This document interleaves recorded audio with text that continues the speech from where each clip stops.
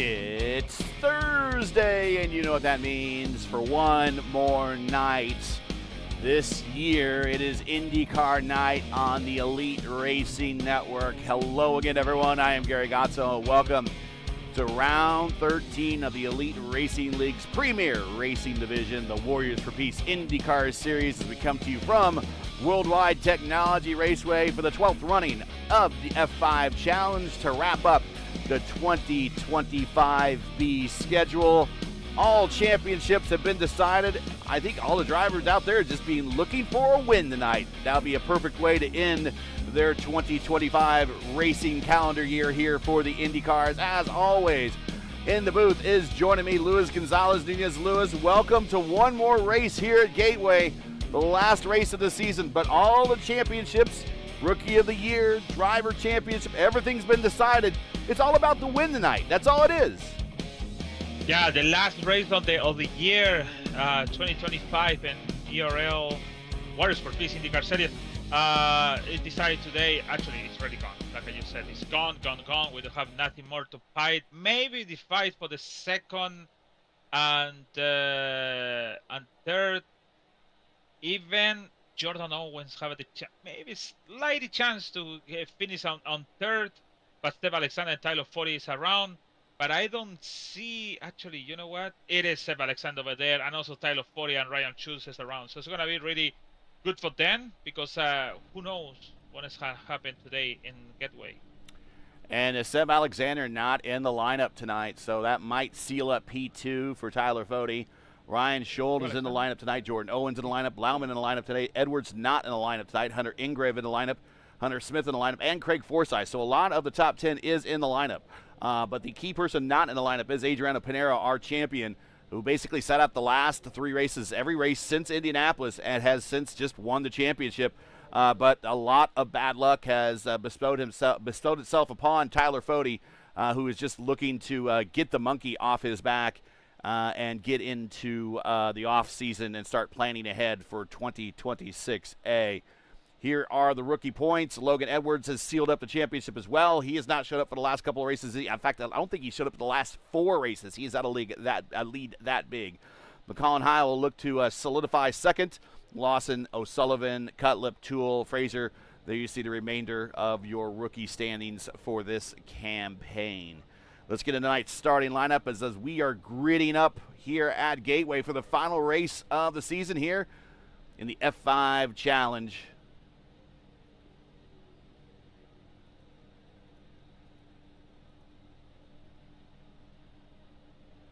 And starting for the pole yet again here, and seems like always the fastest guy here at Gateway is Chad Frankenfield. And he would like to get a win for sure to wrap this season up.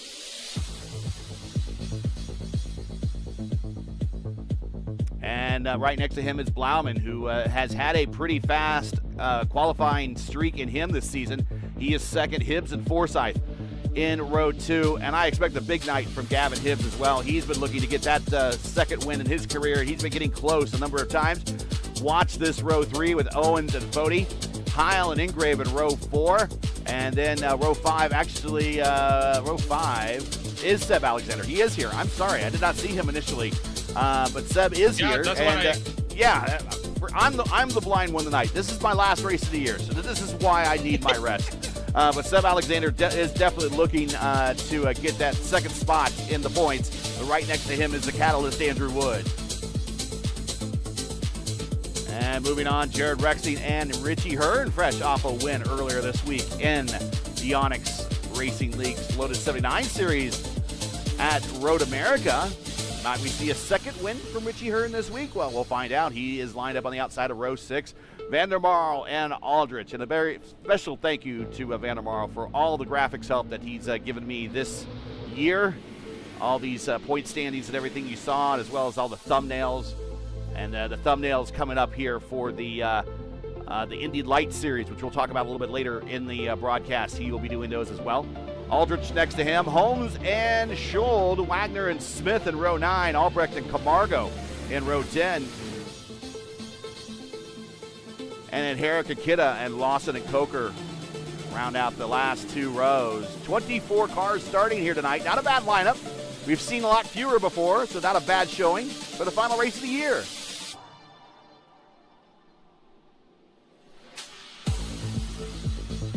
Yeah, so Adriano Peñaro is the only one to make back-to-back winners in World Wide Technology Raceway, and now Chad is appointed with the 3rd time in this gold time in this circuit as a poleman. Elite Racing League's pull award goes to Chad Frankenfeld, who is sponsored, and it is sponsored by 4D Racewear. Check out their line of made for sim racing gloves, shoes, and apparel. Visit them today at 4dracewear.com or click on the link in today's description. Green flag out. Chad wasting no time to get the last race underway of the season. We are green flag at World Wide Technology Raceway for the final race of the 2025 B campaign, and looking forward to 2026.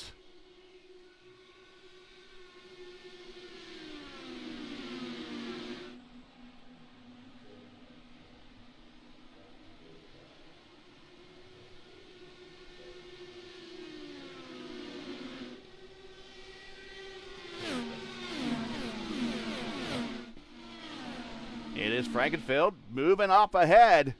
Blauman now in second, Forsyth in third. Here comes Tyler Fode looking to the inside of Forsyth. He gets back in line. Hibbs back in fifth. Jordan Owens sixth. Hunter Ingrave seventh. Heil in eighth. Andrew Wood ninth, and Jared Rexing in the 10th spot. Here is Tyler Fode again to the inside of Craig Forsyth, going in the 1 and 2 here at the narrow end of the Speedway.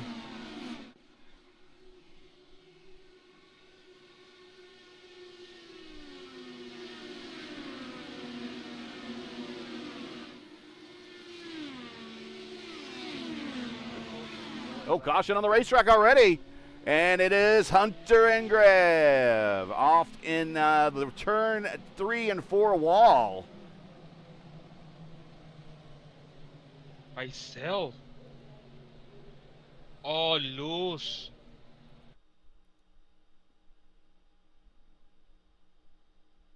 But it's not loose like a back, it's loose from the front. Oh no. Equipment function. Malfunction. Okay. Yeah. So we had a equipment failure, and watch what happened to him. And not a great way for one of our first-time winners this season to end his season. And oh yeah, look at that wheel DC. And that is going to hurt him in the points as well. How you call that in the real life? Could be suspension failure? Mechanical, yeah. That's kind of what we call it here in iRacing, is mechanical.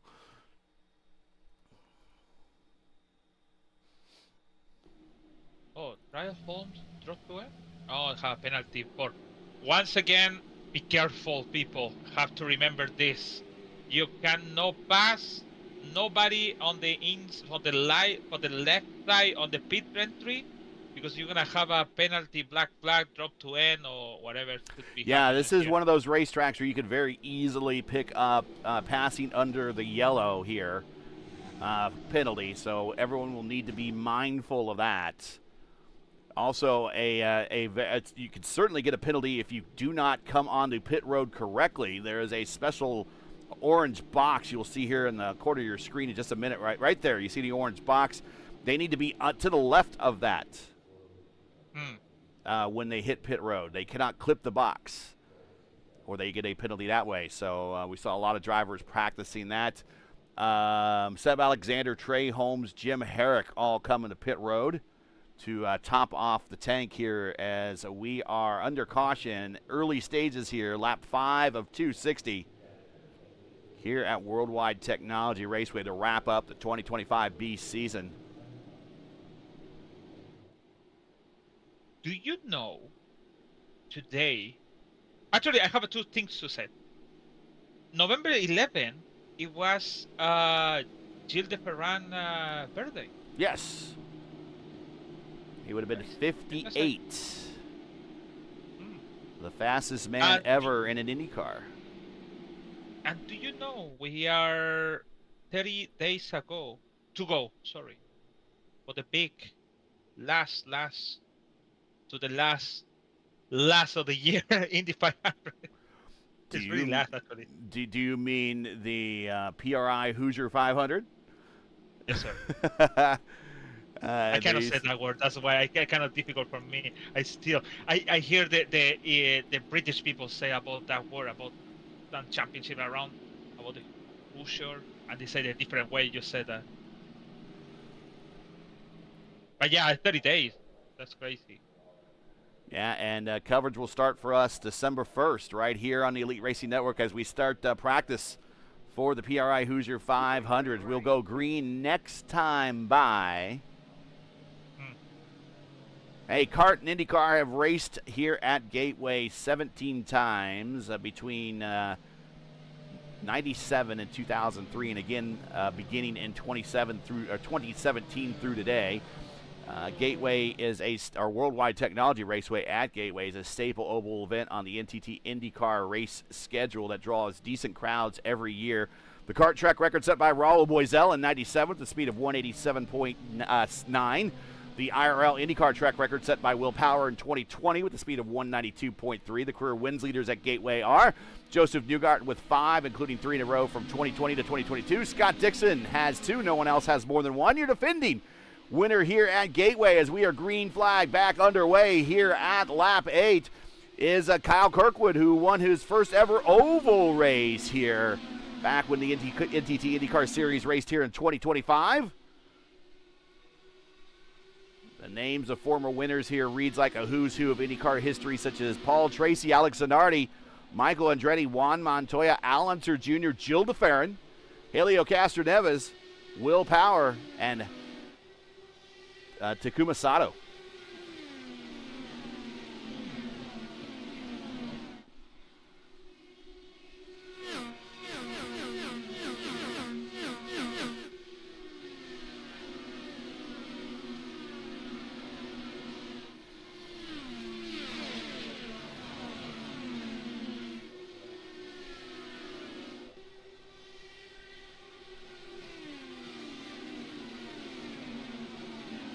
Alright, watching Shane Cocker make the pass in turn 1 on Ben Lamson. And also,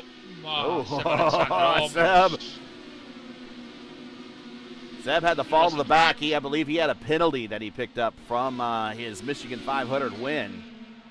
Yes, sir. And that is Shane Coker in the Batmobile, as he calls it. The green and black livery that he's sporting here for the final race of the season as he makes his way through turn 2. Meanwhile, up front, Tyle and Vandermarl side by side going into turns 3 and 4.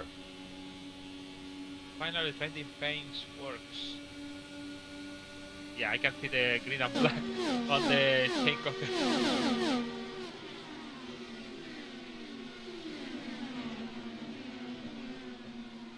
Matty Wags with a big run on the outside of Vandermarl. Trying to follow Vandermarl up is Hunter Smith, our Indy 500 winner. Schuld getting around Ben Lawson. Moves Schuld up into the 18th spot.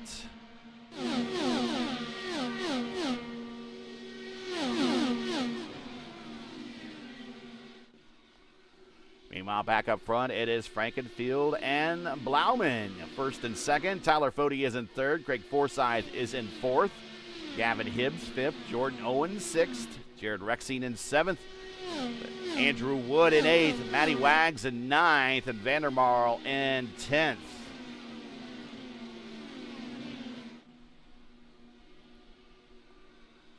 Today is the last race as the Warriors for Peace as our primary title sponsor. I want to thank them for their 5 years of service that they've given to the Elite Racing League's IndyCar Series. They are an Indianapolis-based nonprofit organization working to end violence and inspire peaceful change, founded in memory of Jack Shockley to support youth through scholarships, mentoring, and community programs. To learn more or to support their mission, visit their webpage at warriors4peace.org. All the links you need are in the description. I want to thank the Warriors for Peace for their continued support of their, or actually, we want to thank Warriors for Peace for their support of the Signature Series for the past 5 seasons. And we encourage all of our viewers to visit their website one more time and send a donation supporting their important cause. Do that tonight if you can as a big thank you. Lap 16 of 260. Once again, thank you very much to the Warriors for Peace. Hunter Smith coming really in rush to make the pass fast. He almost in front 1 and 2 have a contact with Wagner over there in car number 6. Now it's going to turn 1 again, but it's very close. I think he have better break point than the Wagner, and that's why it's kind of like a oops. There's the pass. Make the Take surprise, a shot to the inside, going into 3. Drag race down the backstretch. Well, you can see how fast that, how much momentum that high line has as Wagner just moves right on around. Ryan Scholl, Mimo Black, and not yellow. By himself, he went to the wall, all loose and turn 1 and hit the wall. We'll watch this again. Ryan might not want us to show this one more time. He might just say, you know, thank God this season's over. He's not looking too bad. Yeah, look at that. Oh, big loose, and he caught it. And then it launches him into the wall. Yes, by itself. Yeah, he was looking at a 4th place standing, finishing the standings. Be back up front, it is Frankenfeld and Blauman. They have pulled away just a little bit from Tyler Fode in 3rd. Forsyth in 4th, Gavin Hibbs in 5th.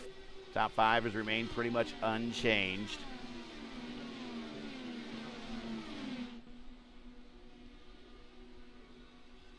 If you enjoy ERN's coverage of the Elite Racing League's Warriors for Peace IndyCar Series and respect the stream, please do us a solid. Make sure you support us by subscribing. And while you're at it, don't forget to smash like and click the bell so you don't miss out on future Elite Racing Network broadcasts.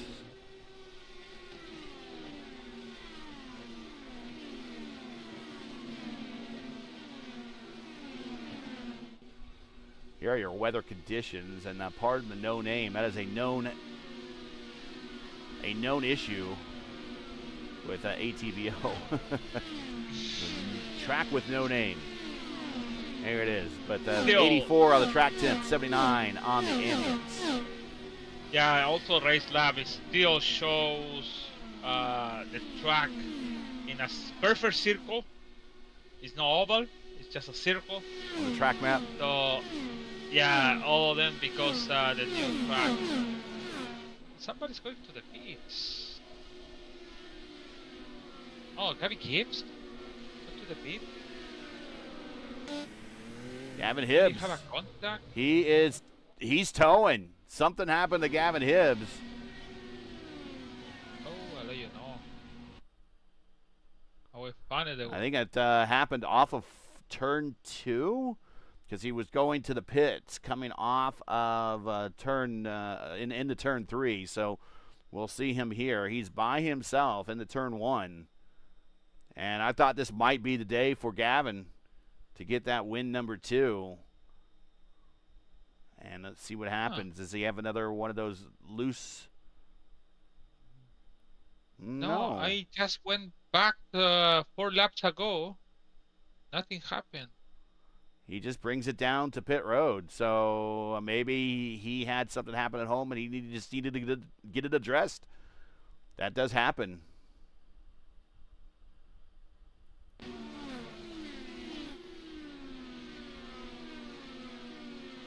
Hunter Smith still attacking. Matt Wagner going into 3 and 4 down low. He's going to have the dirty air from Rexing right in front of him.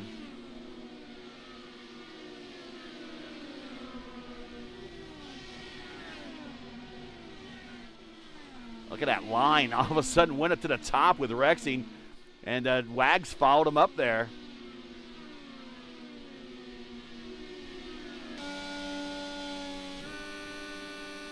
Shortly the lights will be on.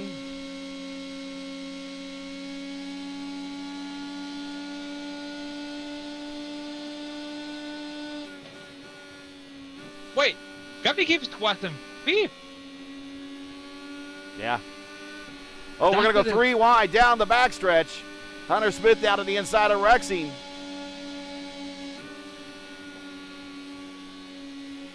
Oh, look at that high line. Oh, look at the momentum up there. That's really close.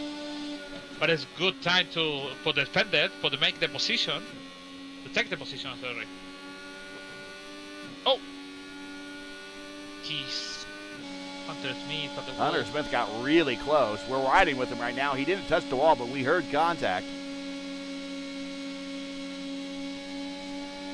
He's going to get a big run on Rexing now. He's going to take a shot to the inside, going into 1.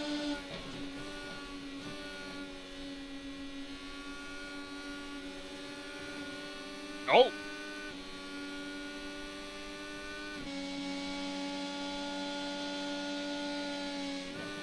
Oh.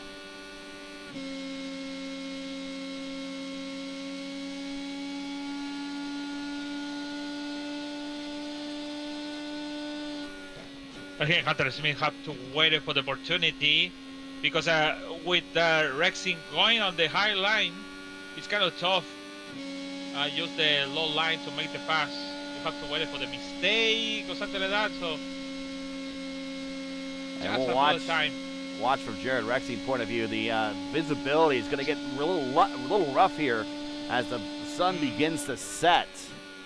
And it will get really bright for them going into turns 3 and 4. Watch this as they head down the backstretch. You see kind of the amber colors of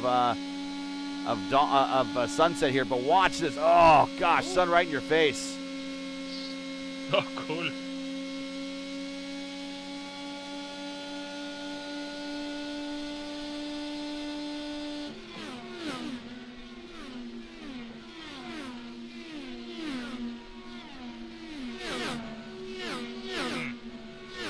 Today's rule set of today's race is a fixed setup race. Setup is provided by the league as Hunter Smith takes a peek underneath Rexing in the 3 and 4. This is a 1.25-mile egg-shaped oval. Kart measures it at 1.270. IndyCar measures it at 1.250 over history. So kind of the times have changed a little bit in terms of how the kart speeds were calculated and how the IndyCar speeds were calculated. We're doing 260 laps, 325 iRacing miles, or 523K. That's how we're getting the 500K here for the F5 Challenge 500. Is Hunter Smith taking a peek to the inside of Rexing. Can't get the pass done. We expect anywhere between a 7-stopper and a 4-stopper, really, depending on how you want to run this race. There have been talk about if it went green, and we've already had one caution already, that some people might be able to get up to 52 laps for a single stint, which would really make this an even 4-stopper. Most people were probably planning 5 or 6 stops, although you can do it on 7, and the window for a 7-stopper actually is open now. The 6-stopper window opens here in about 2 to 3 laps. 5-stop window opens at lap 43, 44. The 4-stop window opens at lap 52.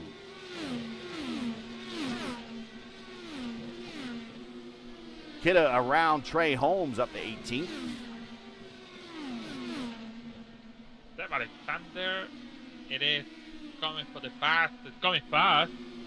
He just was last, and now it's going 12. But right, Chris Harvest. Nice defense on the turn 4, but going fast. Seb Alexander, to be honest, he just put fuel, no tires for him in the last yellow we had. So he'll be able to go a little bit further than everyone else. For sure. Just a little bit further. He topped off the tank at lap 5. And he is trying to run down our US 500 winner, is trying to run down our Indy 500 pole sitter as they go off to turns 1 and 2 down the backstretch.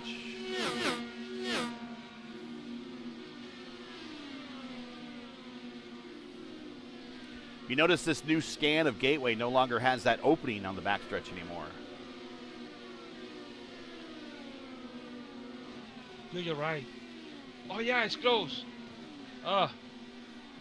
Here comes Seb to the inside. Going to get a big run on Albrecht down the backstretch. There used to be a crossover opening there on the backstretch right off of turn 2. It is no longer there in this scan. It is the second time Chris going close to the wall at exit on turn 2. So all of these pushing hard Seb make Chris wow again. Making no mistake, but like I have to be rash and make the corners in over the edge to try to down Seb Alexander getting close on me. So it's kind of dangerous that for Chris Albrecht. 8 sets of tires have been allotted to these teams tonight. 1 on the car, 7 in the pits. 45-mile-per-hour pit road speed limit. A very dangerous pit road to get on and off of. Lucky Dog is enabled. No fast repairs. We have had 4 first-time winners this season. Led by most recent winner, Seb Alexander. Hunter Smith won at Indianapolis. Hunter Ingrave at Road America. Clindy at Texas. And Logan Edwards. Sorry, 5 first-time winners. My mistake.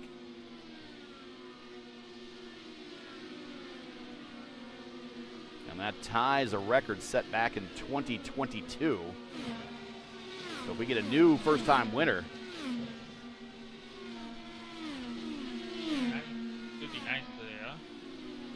Here is Alexander to the inside of Albrecht down the backstretch in the 3. Can he get that car to work on the bottom? High side not as effective that time for Albrecht, and now leads by a nose, Alexander. He have the better line. Wow, that's a surprise. Oh. Sorry. He is now trying to bring up my spreadsheet. Sorry, there's my spreadsheet of the history of ERL stuff. Oh, you put it on the. Yeah, I had it on the screen just for a second. But yeah, 5 first-time winners this season, which goes back to 2022 as we watch this battle, which matches what we had back in 2022A. Nate Seifer, Craig Forsyth, Dave Percelli, Robert Malechka, and Troiano all won races that season. Eric Troiano. So if we get another one, that will set a new elite racing league record. Yeah, it's very close. It will set a new record. But we talked about kind of this season as the dominance of Adriano, but despite the dominance of Adriano to basically sit out the last 3 races since Indianapolis and still win the championship, there's been a lot of parity this season. We've seen a lot of new winners. We've seen a lot of new pole sitters. We've seen a lot of faces that we normally haven't seen at the front of the pack now at the front of the pack. Despite the dominance that we saw by Adriano, there has been a lot of different winners this season, a lot of different people to step up into the limelight. As Hunter Smith, speaking of, on pit road. Yeah, that's what I'm going to say. Yeah, you're right. There's a lot of people in normal races on top of the front. In Indianapolis, different stuff. We saw people like a Hunter winning the Indy 500 without it now. We always make that ranking. Well, this season we didn't, but since a year ago we start to make like a what if this guy is my point. This guy, but never the Hunter Smith or Hunter Engrave. In the point to win it, or Chris Alvarez with the poleman I don't know. It's kind of mixed. That makes the series more diverse Leader, pit road. Yeah. and make more interesting to unpredictable stuff. And that's make things. For example, today we don't have Piñero. But you know what? I didn't see the big dominate on Chad because he came to the pit with just 1 second over the Bloman. Last year, Piñero was 5 seconds ahead for everyone. So just the match, the fight, or the race was behind on the second place to back. So kind of interesting. The race. I don't want to say it's good to don't have Piñero because always one guy on the front, but at least we have diversity on what if. I think Blauman is looking at a win in his near future. Craig Forsyth is always a threat to win. Andrew Wood, always a threat to win. Jordan Owens has shown the pace to qualify well at big events. Matt Wagner, we know, has the pedigree to win from other leagues that he's been in. Vandermarl has some good finishes. Here comes Blauman to pit road. We know Richie Hearn just won in the Onyx Racing League's Lotus 79 Series. Seb Alexander currently won last week at the US 500 at Michigan, but he is currently leading the Indy Oval Series points. Tyler Fode now leading the races. He comes the pit road. Tyler Fode for, I guess now the fourth consecutive year is either going to be the first or second or third in the points. So he is looking for just a couple breaks to fall his way. And the last two races, luck has not been in his favor.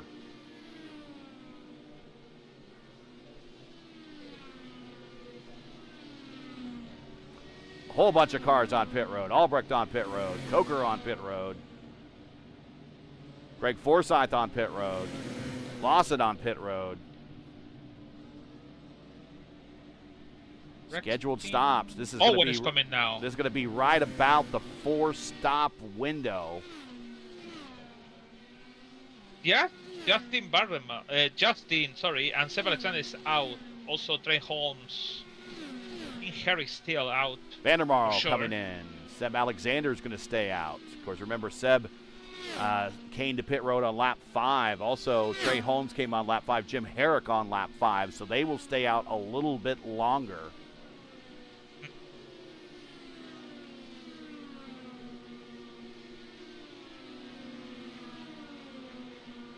And boy, if these guys could catch a break with a caution, that will really do wonders for their track position.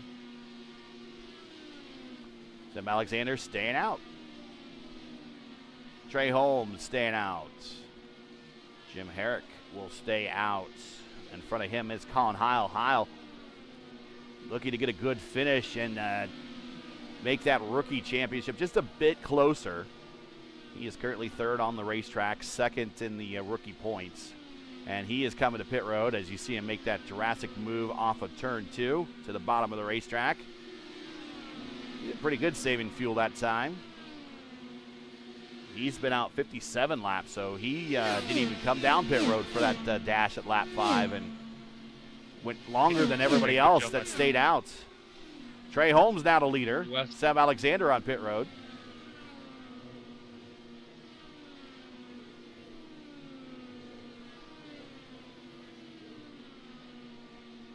So last year, or last season, no, it's not last year. Last season, just 19 cars raced that race.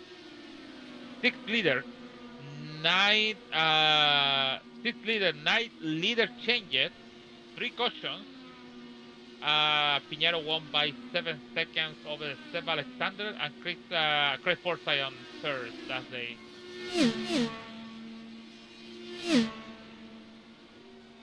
Trey Holmes in the Air Jordan car. Looking to continue to lead here. Does he come to pit road this time? Oh, Hunter Smith, Andrew Wood. And Jim Herrick in the Jim Herrick in the middle wall. there, and now Jordan Owens right there as well. It's something I know.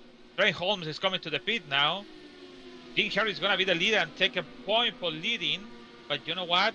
You're losing a lot of time to stay out for so long. And also stay on the battle. All of these guys coming faster. He's coming to pit road now. A little more slow. Yeah. He's coming to pit road now. And that will turn the lead over to Chad Frankenfield, who will have himself, as he's racing Lawson now. Lawson not in the AJ Foyt livery, at least not with this load of trading paints. I don't know if is he in an all-black, Lawson in an all-black car for you? Or is he in the AJ Foyt livery? All black, and the all black Copenhagen. Oh, so he's got Copenhagen on his car, so it's not my trading paints did not load the AJ Foyt livery for him, but Frankenfield, your leader, over Fody by 1.8 seconds. Fody gets around Blauman on the pit stop exchange. Blauman back to third, Forsyth fourth, Andrew Wood up to fifth. Your biggest gainer is Hunter Smith. He's up 12 spots in the sixth. There he is.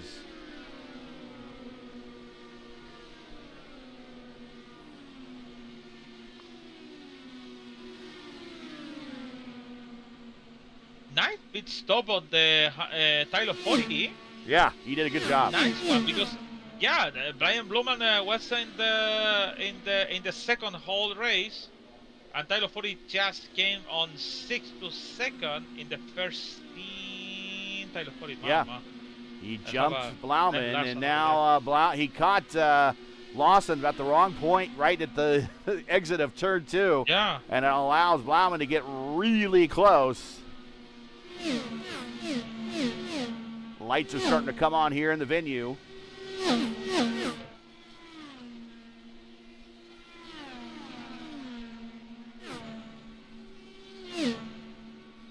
We have not talked about next season's schedule yet. Oh, good question. And that, while we watch this battle here between Fody and Blauman, next season will start to January 15th with a 500-mile race at Auto Club Speedway in Fontana. Then we will go to Legacy Texas Motor Speedway a week later. Then we will go to Silverstone for our first road course of the season. And then round 4 will be at Richmond. We'll return back to Richmond Raceway for the first time in a while. Then if we get the track, and we should get the track, we've been hearing that we should get the track. If not, we'll have to change this, but tentatively scheduled round 5 is St. Petersburg. Round 6 will be improper Phoenix, as we will go to the improper Phoenix Oval. Then we will go to Motegi for round 7. Round 8, the Long Beach. Round 9, we'll go back to New Hampshire. Gavin Hibbs might be looking forward to that one. Remember, he won last time we were there. Then we will go. Then we will start our month of May in the middle of April with the Indy GP on April 9th, and then on April 23rd will be the 16th running of the Lucas Oil School of Racing Indy 500. That'll be April 23rd, and then we will wrap up our A season of 2026A right back here at World Wide Technology Raceway April 30th for the 13th running of the St. Louis 500. So basically, April 16 is the qualifying for that race. Yes. April 16 will be qualifying for Indianapolis. Just one day after my birthday. All right. Well, we'll be at Indy GP one day before mine. Oh, really? Yeah. Oh, that's cool. In April too? Yeah. Nice. Frankenfield, your leader by 2.8 now over Fody as he's pulling away now. 3 seconds now, actually, to lengthen that lead out. Oh, Justin Van der... Oh, no, Bonetko have a contact. with the with a Chris average by netcode in turn 2. Big netcode on Justin with the Chris average in Are we turn going to see it 1 here, and 2. or are we going to see it? Was it earlier than this? It is in there said Justin received a meatball flag. Yeah, I think it happened back in turns 3 and 4. Oh, wait a minute. No, it happened in turns 1 and 2, and there was a half a car width there, and that sent Justin into the turn 2 exits. It was a big net code. But you know what?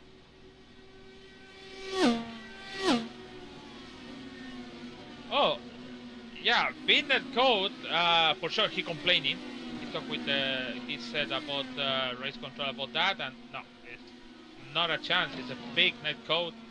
We lose the control.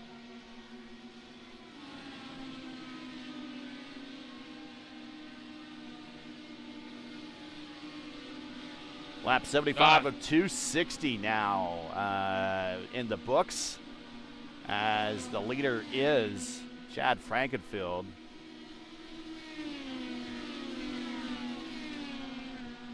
Last season happened the same thing about netcode and stuff. Today's 12th running of the F5 Challenge 500 at World Wide Technology Raceway is proudly sponsored by the F5 Challenge. It's a nonprofit organization that enriches lives through face-to-face fellowship and exciting adventure challenges in a faith-driven environment. Their mission is built on the 5 F's: faith, fellowship, fitness, fortitude, and fun.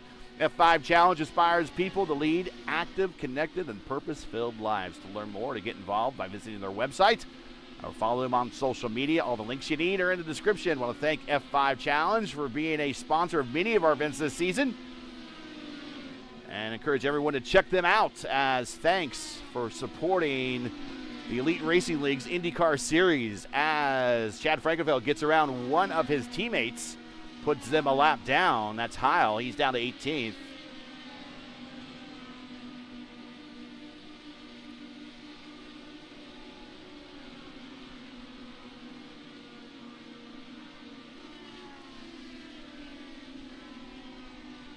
Of course, we also do want to thank one of the longtime supporters of the Elite Racing League, World Wide Technology Raceway. That's why we're here, as they're sponsor of the league, and we always have their races as the championship race for all of, at least for IndyCar Series here.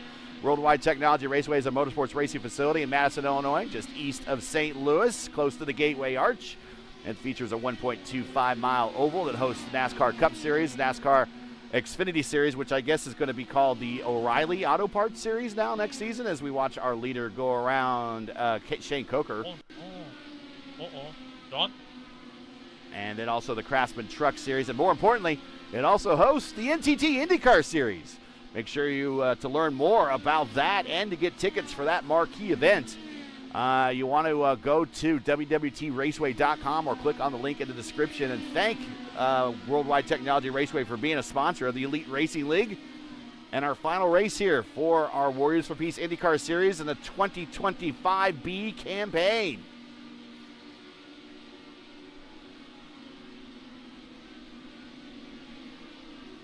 There's a battle on the racetrack right now between two guys with tons of starts here in these cars. It is Seb Alexander. It is Matty Wags. This is 8th and 9th on the racetrack.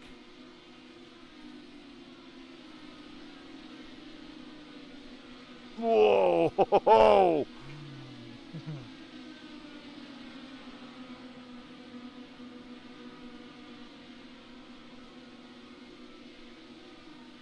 Wags giving the dirty air to Seb.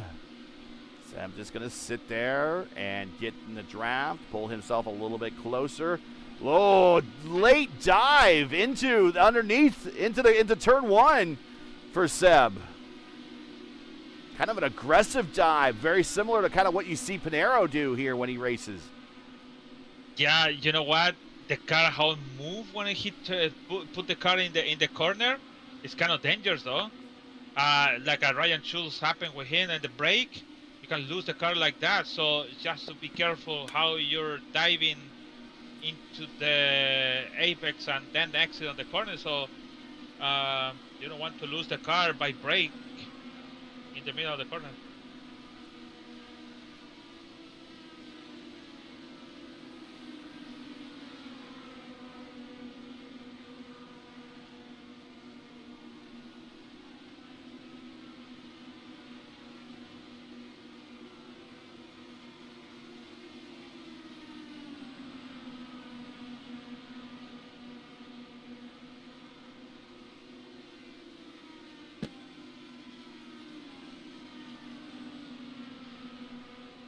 As we continue to watch this battle here at lap 86 of 260. One of our longest races of the season that isn't a 500-miler.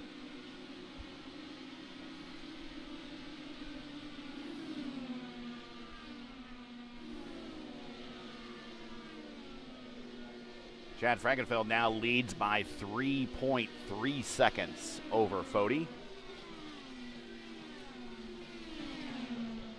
Oh, Seb stayed high, and now they have caught Jordan Owens. Now it's a battle, a three-way battle for 7th.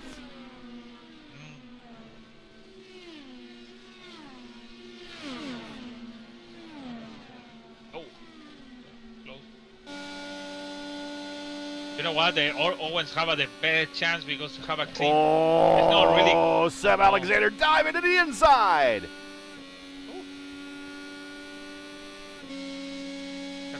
Chance for Owens to stay on the front, but the problem is of all the Wagner is coming Seb. It's coming for everything, Seb Alexander. Well, if they start racing Owens too much here, and if Owens holds them up any, that yellow car in the distance, Jared Rexing's going to be part of this battle as well. Yeah, it's coming over there. You see the car, how Wagner the car was loose and the entry of turn 1 of the Wagner. When you apply the brake and turn it, the car is loose. Look at that. Ooh. Well, I can see it in the far chase, so that's why I said that. For sure, in TV camera, you don't see that effect of the car turning and then kind of loose and put the car inside. Wow, it's coming inside. Clear. And Hunter Smith on pit road. This is a schedule. Oh, this might not be a scheduled stop for him. 42 laps into this stint. So maybe he's going a little bit sooner than his 47 his last time. Yeah. Kind of right.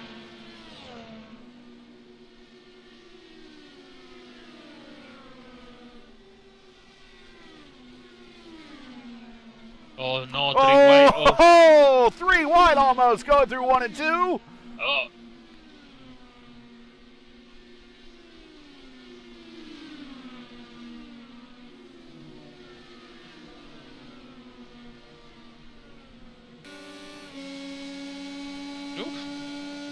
It's a Robbie Gordon cam here for Seb Alexander. And look, watch this rotation in the middle of the corner here in 1 and 2. He just gets a lot of rotation to the bottom.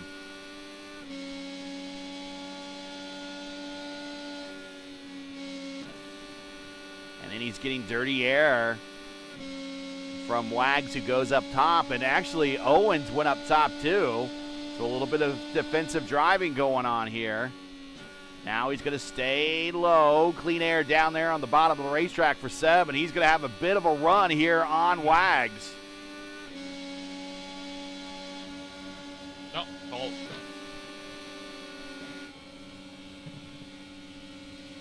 Oh.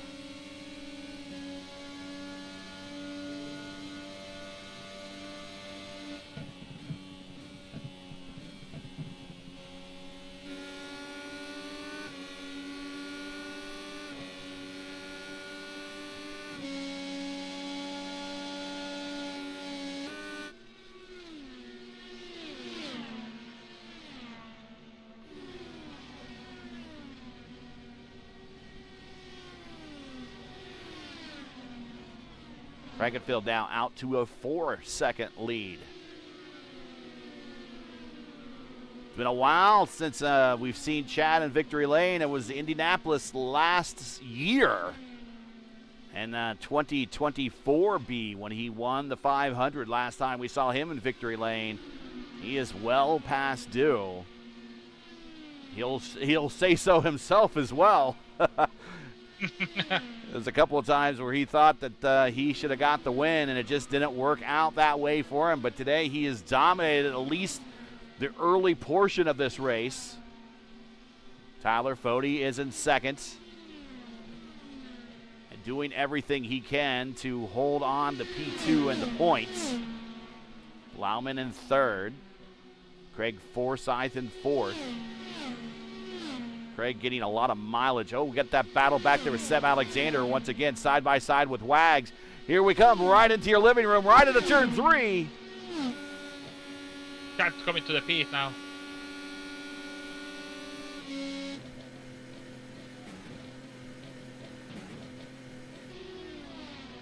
Scheduled stop for our leader. Not getting any breaks for fuel for him being up front. Tyler Fode is going to stay out a little bit longer. There he is.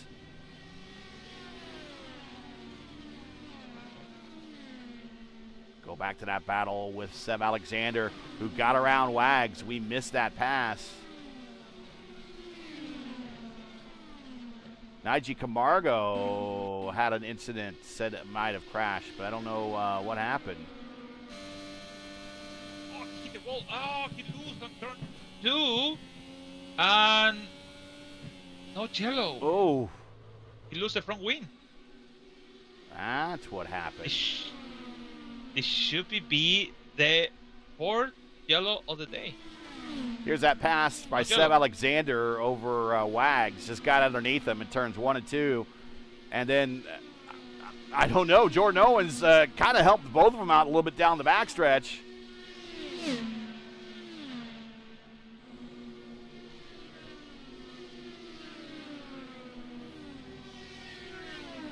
How he made the pass all these Here it is. There it is. Back to live television here. Or live television, live streaming. As Tyler Fode, now your leader. Brian Blauman is in second. Greg Forsyth is in third. Andrew Wood now up to fourth. Seb Alexander got around Jordan Owens. We missed that one as well.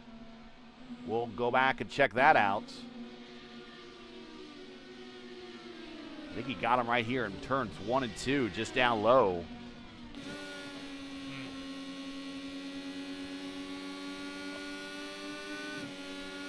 Oh, Camargo, black, unsafe exit, pits, so bad for him. Oh! And I tell you what, right around where Frankenfeld was there, let's go back and watch that. They got really close to the turn 2 wall, and Wags was in the neighborhood. Let's check this out. Did our race leader, he will assume the race lead again when pit stops are complete. Did he get into the turn 2 wall? Did it get close? Yeah, I think he might have actually got up in there. Oof. How big of a lick was it, though? And after that, we speaking why I lose the race, why I did that pass. So, no, I said it's proper, but at the same time not proper because you have a 150 to go. He must to come into the pit. He already announced he's coming to the pit. And somebody spun Chris Albrecht in the exit on the pit. And no yellow. Craig Forsyth on pit road.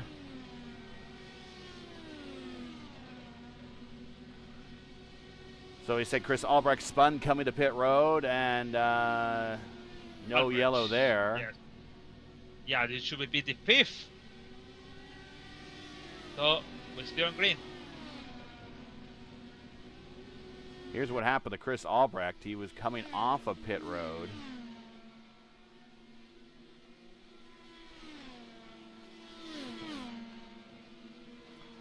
is a very difficult pit road to get off of. Yep. Oh.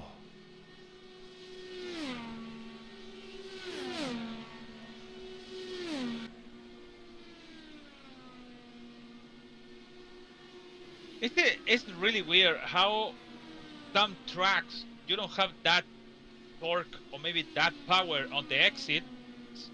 Some others, like at this track, have so many torque and so many power when you exit and turn off the bottom of the pit, the car is spun by itself. So it's really, especially on the exit, it's really tough. Seb Alexander On pit road. in the pit stop. Colin Heil now your leader. Jim Herrick up the second. Frankenfield now third. Tyler Fode 3.2 behind. As we see Frankenfield in the picture here.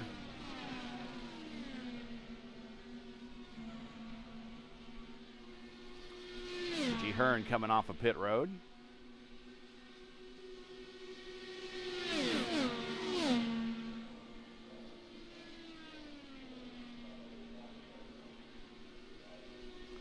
I think a lot of that has to do with maybe you're talking about is the gearing here being on a kind of a not quite a super speedway, but on a kind of not quite a short oval, but there's a lot of characteristics of both on this racetrack.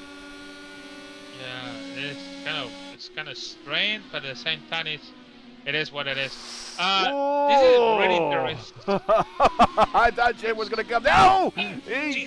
Oh, hold it. You don't want to kill him. You don't want to die. Man, that was close.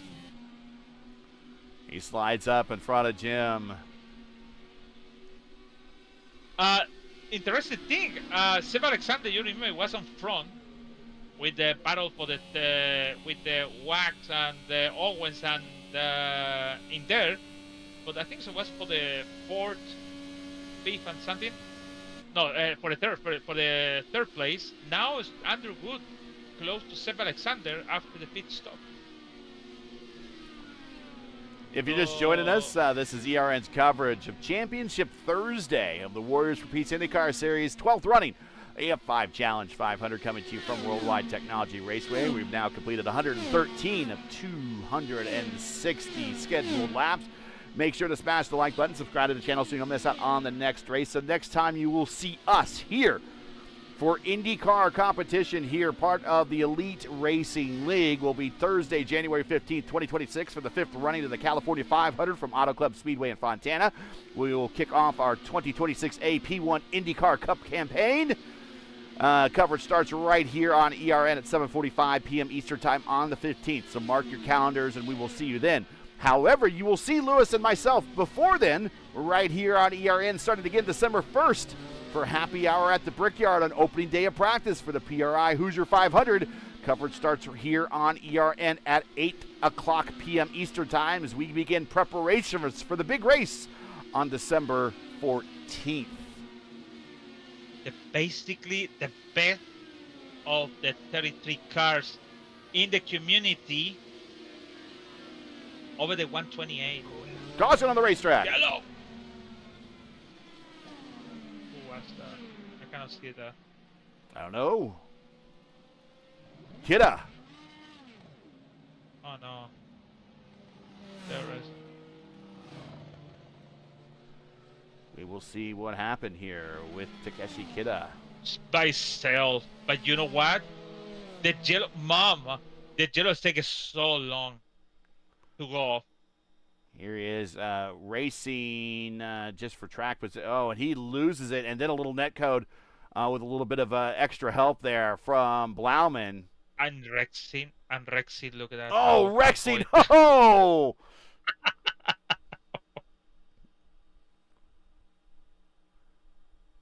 It is car decision because the car is still spinning. I just like, okay, it's gonna go down. Okay, I go up. It's just the car is stopping in there. It will ride with Rexing on this one, and we'll go at the regular speed here, and we'll slow it down as we get to the accident zone.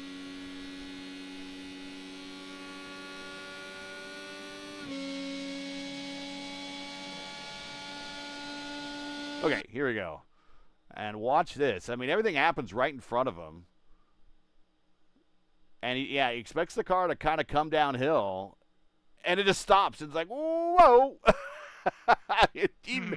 That's a little bit closer to those front row seats there in turns 1 and 2 that he wanted to see. We have a drop to end to. It's not the end penalty for Wagner and Owens for passing on yellow flag. That's the word. So Andrew Wood now is the leader as everyone else came to pit road at lap 118. So Wood stays out. He is 13 laps into his stint. And that's really not a bad move for Andrew. This is a track position race. This is a track position racetrack. So he is going to inherit the lead. Frankenfield will be behind him by a good number of cars. We'll see how many of those cars come to pit road. I don't think they will. But everybody in front of Wood, that's Camargo, Rexing, Richie Hearn, and Victor Aldrich, they will get wave arounds. Heil just came so close to getting a wave around. That's if Andrew Wood came to pit road, he'd be back on the lead lap. He's like, come on, man, pit. Oh, you know what? I just checking the black flag of Owens and Wagner. I don't see any issue. It's just iRacing give it to them, the black flag, because they want to. So they come to the pit. Maybe they come in. I thinking about it. They just didn't coming in properly. I guessing because I don't see any Did you think that maybe they clipped the orange box when they came to pit road? Is that what happened? Okay. I guess. Yeah, that's the race control said that.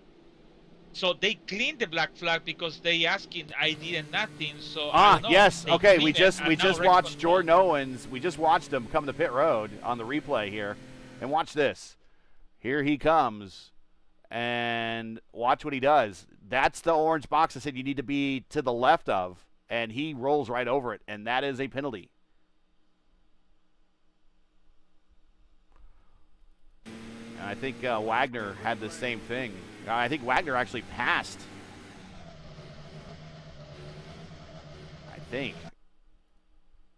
Yeah, so... Let's see what happens to Wagner here. No, Wagner clips the orange box too. Yes.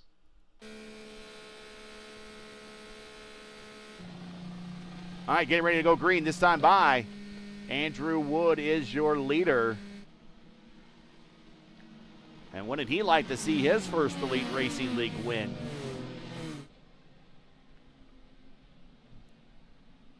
He is a one-time pole sitter, and way back, I have to go dig that one up. He sat on the pole. We're going green this time. He sat back on the pole, actually here at Gateway, back in 2020B. So 5 years ago, Andrew Wood started this race from the pole. Del Porto won that race. Green flag out is Wood, Frankenfeld, Alexander, Foti, Smith, your top five. But right now, the Catalyst has a little bit of a buffer between himself and Frankenfeld. He has got Heil and Herrick. What a nice check on the Wagner on the pass on the turn 4 with the crest voice side over there. And you know what, Jordan? We're gonna have to see what happened here. I didn't quite see what happened. He just got 4 wide. Rexing got in there as well. Oof. Just tight quarters on a replay, or tight quarters on a restart on the replay. That's what I mean. Andrew Wood still your leader. And Frankenfeld now has one car in front of him, Heil, and that's a teammate. So I would imagine he just tells Heil, get out of the way. Give me the pull down the straightaway and then get out of the way as I'm going to attack the leader. But Seb Alexander now has worked his way up to third. Tyler Fode back to fourth. Hunter Smith attacking Tyler Fode at the moment through 1 and 2.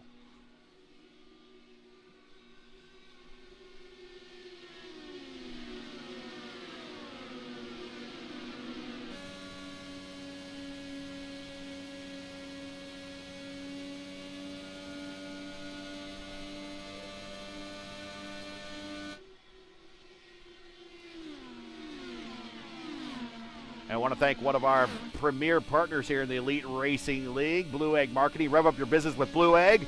Your marketing pit crew turbocharge your lead generation with experienced drivers that can navigate the competitive track to connecting with your customers. With Blue Egg, you're always in the pole position, leading your brand toward victory lane. Don't spin your wheels.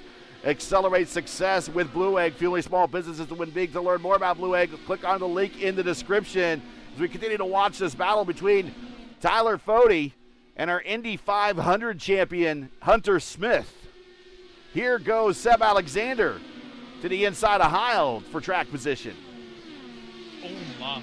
Oh, you don't want to clip the... Hunter Smith to the inside.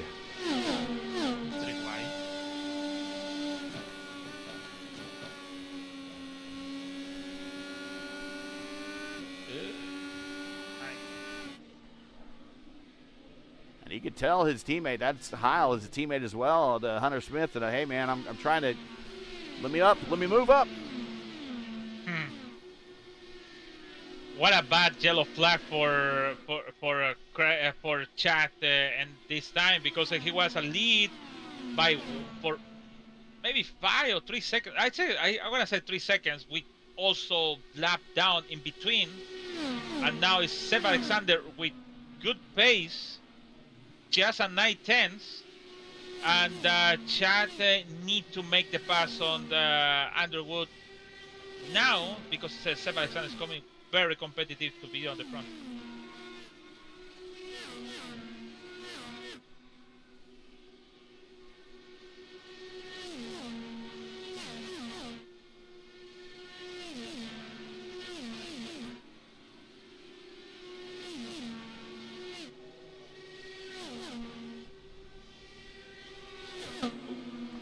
Chad taking a peek to the inside, and Andrew stays up high, allows the momentum to continue to defend for his lead there down the backstretch, and now breaks out to 0.4 of a second lead. I think Chad just kind of backed off a little bit. He's going to try to reset.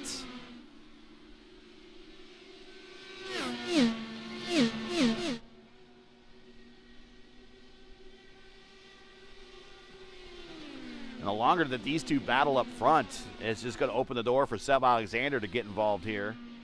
Also Fode, also Hunter Smith. And let's not rule out Brian Blauman, who has been up front all day today as well.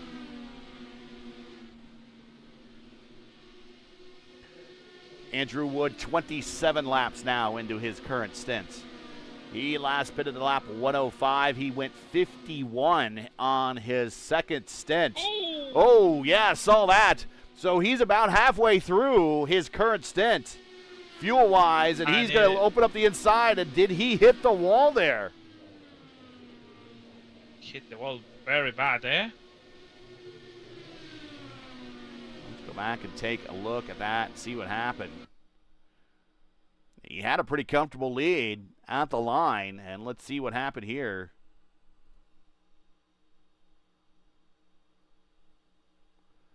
He just run out of room.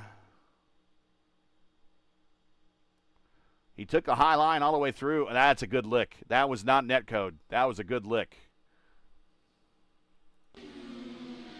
So, maybe have a damage, but you know what? He hit the wall. He have a big damage, and the car have a fix it again. So, it's good for now. Lucky on him.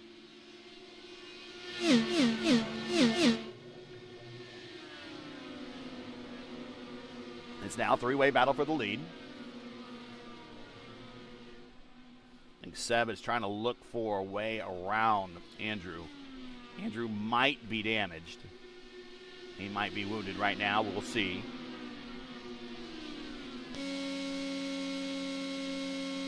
His car seems to be tracking straight. There's a little bit of offset in the steering, but that might be a preference.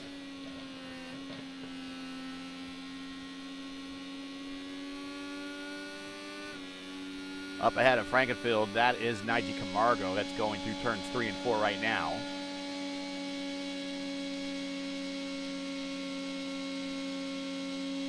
Oh, Chad high off the corner, almost into the wall.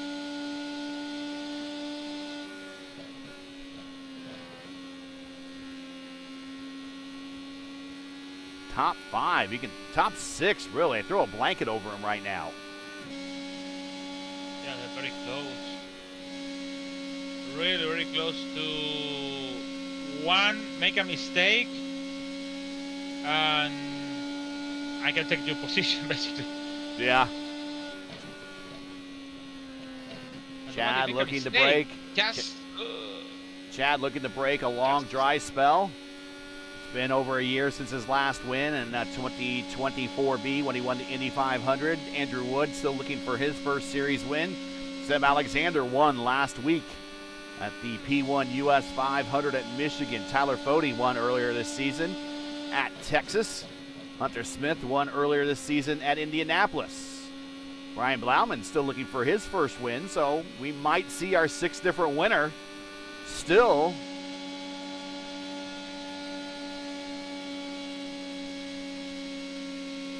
Or do we see someone break a long dry spell?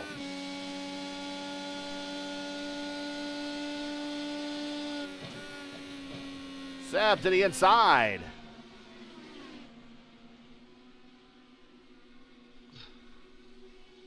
Check this battle behind Hunter Smith, Tyler Fode. Yeah. Yeah. He just extended it mid, make the path, and Fode returned it. It's going again.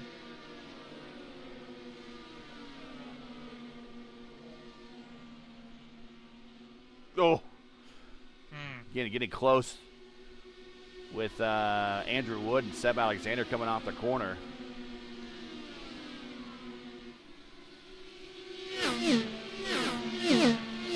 Another run by Hunter Smith.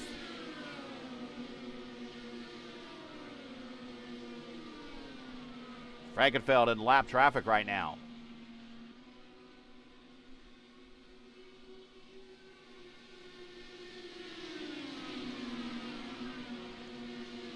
Chad has been the leader for much of the night.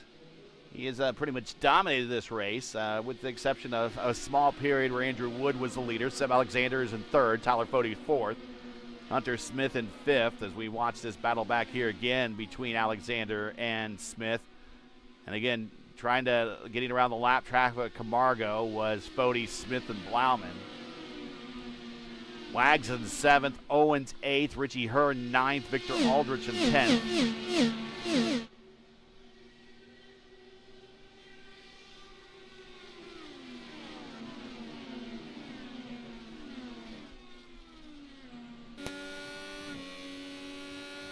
Riding with Tyler Fode, 2nd in the points.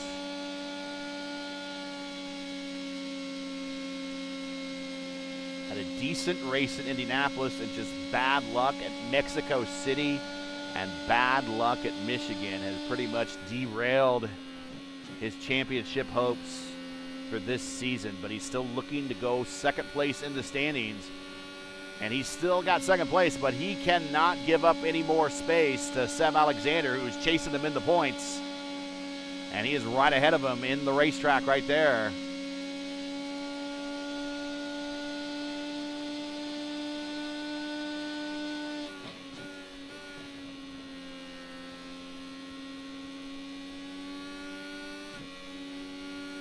Once again, I want to thank the Warriors for Peace. Warriors for Peace is an Indianapolis-based nonprofit organization working to end violence and inspire peaceful change, founded in memory of Jack Shockley. They support youth through scholarships, mentoring, and community programs. To learn more and to support their mission, visit their webpage at thewarriors4peace.org. All the links you need are in the description. I want to thank Warriors for Peace for their support of this signature series for the past 5 seasons. And we want to encourage all of our viewers to visit their website one more time and send a donation supporting their important causes. Thank you for their support of us over the last 5 seasons. They will turn the reins over to P1 And it'll become the P1 IndyCar Cup next season, starting in January. Inside, Tyler Fode sends it on Seb Alexander, and he has to really roll out of that. Otherwise, he had to go up, and he was going to push right up into Seb.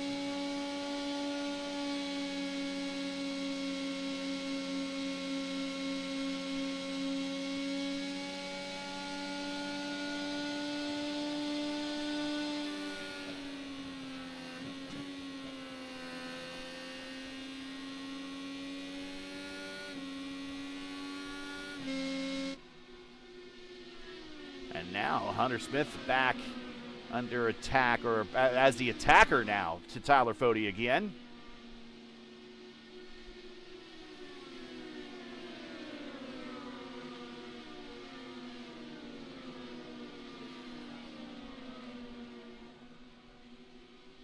To be honest,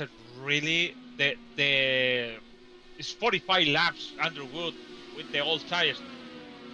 He's very impressed with the Hunter Smith clears Fode, but Fode was a over-under, and he's going to go try to get that position back, going back in the 1. Oh, it's going high.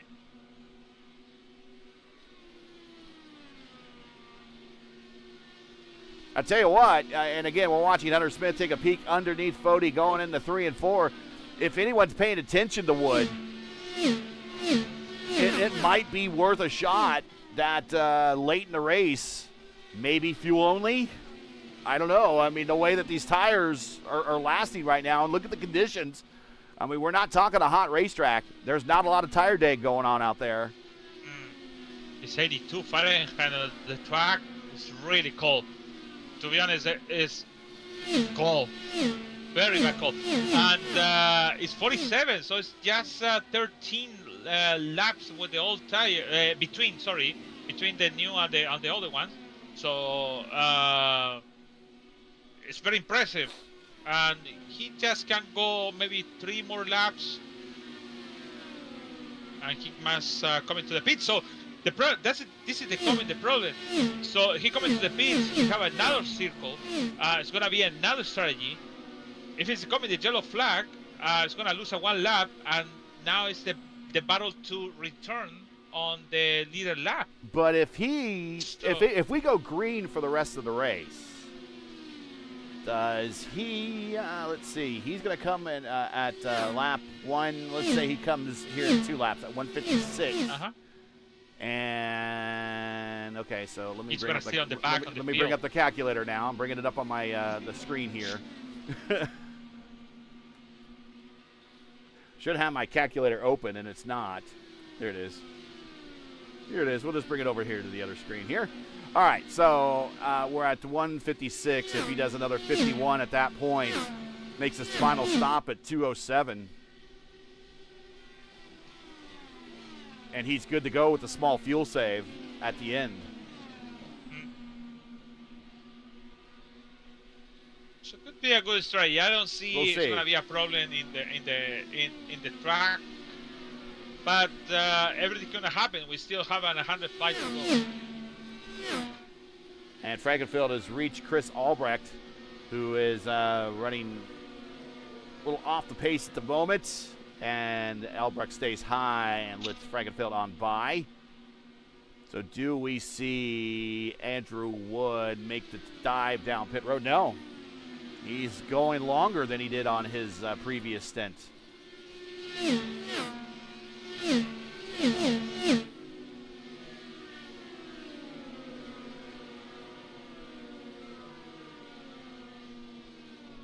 That is battle between Seb Alexander and Tyler Fode. This is a battle.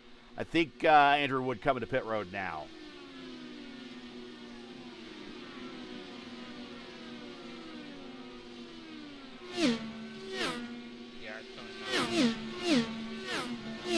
Yeah, got to get down to that pit road speed limit at those cones. Those cones come up and they greet you really quick here.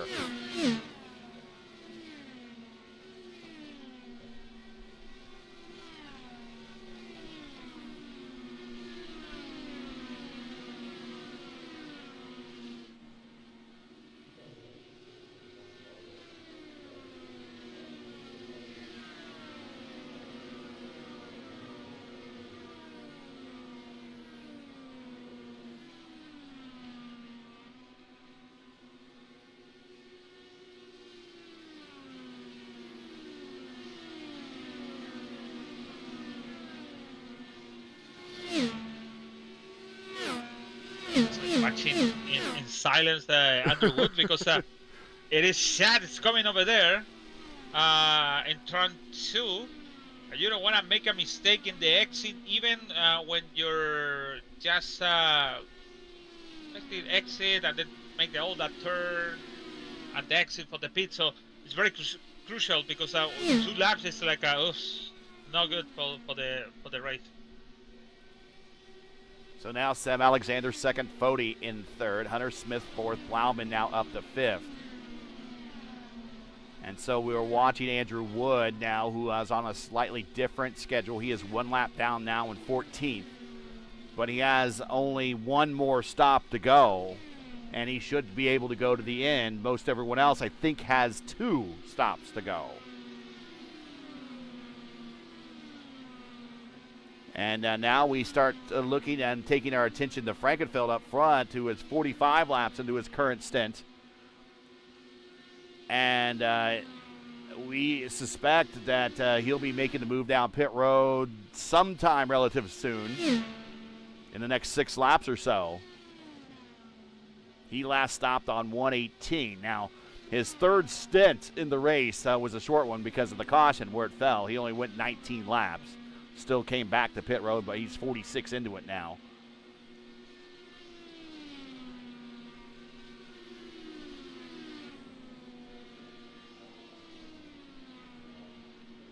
Again, I want to thank our Elite Racing League premier sponsors, Blue Egg Marketing and also World Wide Technology Raceway. To learn more about Blue Egg, check out their link in the description. And also to learn more about World Wide Technology and to buy tickets to one of their marquee events, especially the NTT IndyCar Series race next year, check out www.raceway.com. Link is in the description, and buy your tickets today. One of the more well-attended races of the season, the fan favorite. And it's not a very long drive in the Midwest. Of course, it's St. Louis. It's right in the middle of the Midwest, so 4 hours from Indianapolis, 4 hours or so from Chicago, a couple hours from Kansas City. So if you're all in that radius, go get some tickets. Check out an IndyCar oval race at Gateway.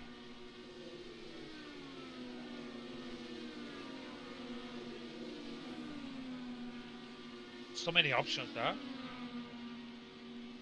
If you wanna go, you have a lot of options. You go to. Here comes Chad to pit road. He is on his next to last stop this season. He needs to slow down at those cones. Whoa.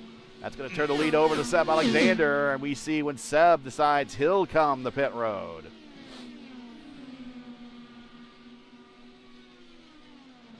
Today's 12th running of the F5 Challenge 500 at World Wide Technology Raceway is proudly sponsored by F5 Challenge.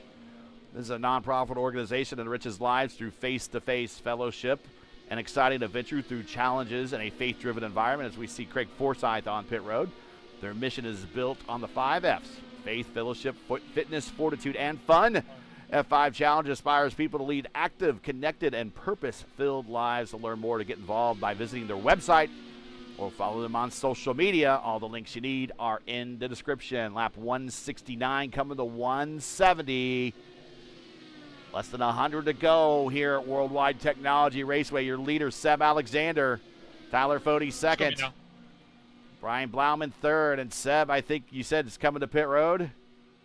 Yes, and I don't know how it's no yellow flag. Rexin hit the wall in exit on turn 4. And Chris Albrecht showing a black flag too. Rexin black flag got a and we got Blauman on pit road. Rexin, not sure what happened. Crashing and turn 4 and the exit loose. And he just stopping in the middle of the track, so no yellow. Yeah, we'll see the lap right before what happened to Jared Rexing. He's making a one of his. He grabbed the. Oh yeah, yep. Apron bad. He grabbed those rumble strips. But Jared making a partial schedule this season. Richie Hearn now your leader, but Richie coming to pit road. Tyler Fode on pit road. He goes up on the jacks. Also in the background, we see that is Jim Herrick on pit road. Fode down and away. Richie Hearn now making the way down pit road. Very slow pit road speed limit here.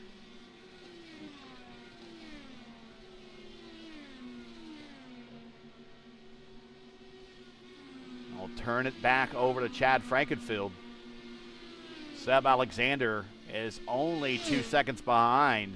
Oh. Kind of bad stop on the Andrew Wood because now he was in second. Now he's in fourth. He lost 2 spots in there.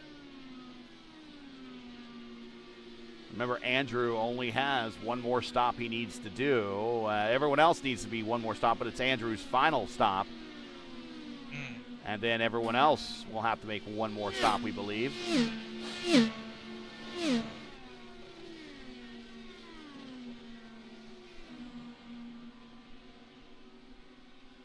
A pretty dominant night for Chad Frankenfield, who does so well here at Gateway. Historically speaking, he has 2 poles here. And he started for the pole tonight, so he has 3 career poles, tying Adriano Pinero, who also has 3 poles here. Problem is, he's never backed up one of those poles with a win yet, whereas Pinero has backed up 2 of his poles with a win.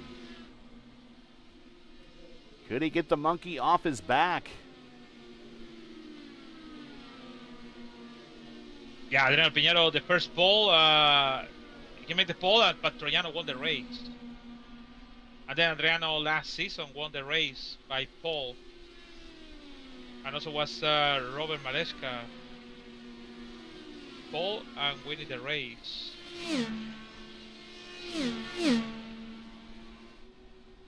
13 different races this season, and not a lot of repeat winners. Pinero has won 5 times this season. But Logan Edwards, 1 win at Portland. Tyler Fode, 1 win at Texas. Clindy, 1 win at Texas. Hunter Ingrave, 1 win at Road America. Hunter Smith, 1 win at Indianapolis. Ethan Stanley, 1 win at Mexico City. Seb Alexander, 1 win at Michigan. Hunter Smith won the most important. You remember what's happened in Onyx last Monday when David Sorrell in the Lotus 79 was dominated by 20 seconds, and the last lap had to come into the pit to splash. So I know it's dominated Chad on the front. Now it's 2.6 ahead on Seb Alexander, but the most important lap is the last lap. So that's is one to Chad to be on the front, and it's very important that. I know it's 82 to go. A lot of happen. Could be a lot of happening in between now to 10 or 5 or to 1 to go. But at least do a 1/2 of the job done. So it need to do 1 more to finish at the top. But like I just said, you're talking about Andrew Wood, about the pit stop strategy. Man, it could be the candidate out there. And the winner at the Lotus 79 race that we're talking about was Richie Hearn. That's why I should change the camera to him. Richie won the race, just had a better fuel strategy. And right now we are looking to be green at least to the end. Not a lot of cars in direct contact. Closest battle right now is, speaking of Richie Hearn and Jordan Owens, this is the 7th and 8th on the racetrack.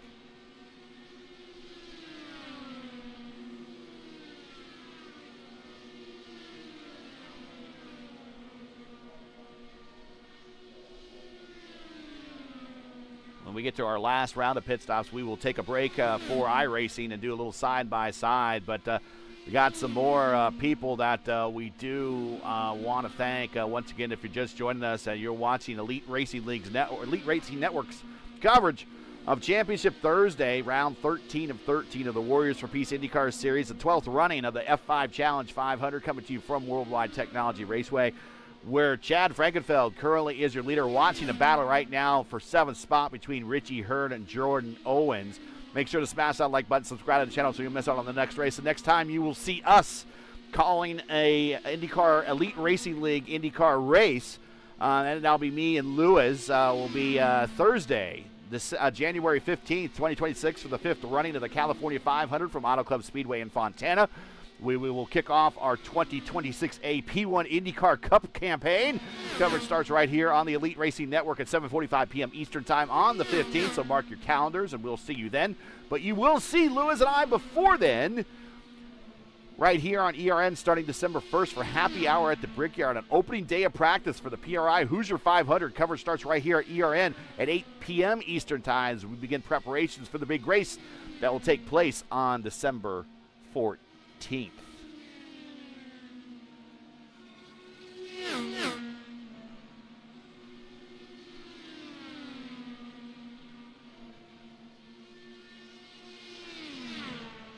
Also, don't forget, next Thursday, we will kick off the Elite Racing League's Indy Lights Series.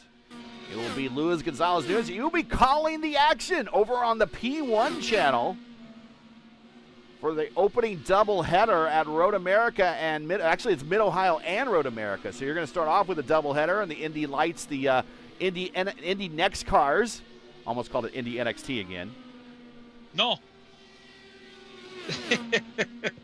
But no. Actually, yeah. Okay, so because the Pro Series and all the stuff about the take care about the stressful stuff about all this season in the IndyCar Series, they put the date on December 4th. So that's gonna be the first race. Sorry. December 4th. Okay. December 4th. The first two races in Mid-Ohio, like I just said, and Road America in there. So it's going to be like a half hour each race, kind of like that. But yeah, it's going to be December 4th, so it's going to be like a resting between now to December 4th because it's a lot of people. It's over the 35 cars sign up for that race, also for the season. It's a more season, actually. It's just December 4, December 11, December 18, and then come back on January 8 after the holiday stuff.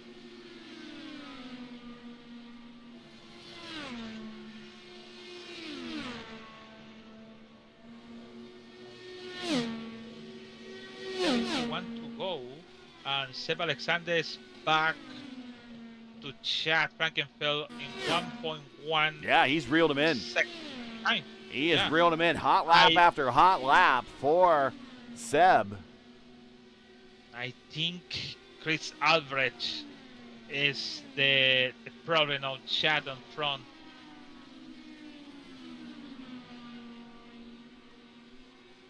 Let's ride with Seb and see him click off these big laps. He can see him right there. He's right there in front of him. That is the car, and Chris is getting out of the way. Chris is the car to the inside right there. He's going to stay. Oh, just an odd place. Chris gets out of the way on the backstretch. But now we're within 6/10.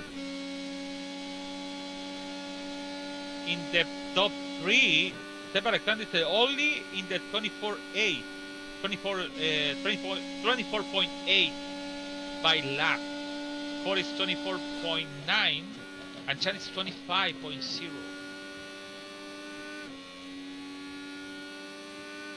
Yeah, the last 10 laps, last 5 laps, Seb's been consistently faster. Last 10 laps, he's been consistently faster. So he has reeled him in.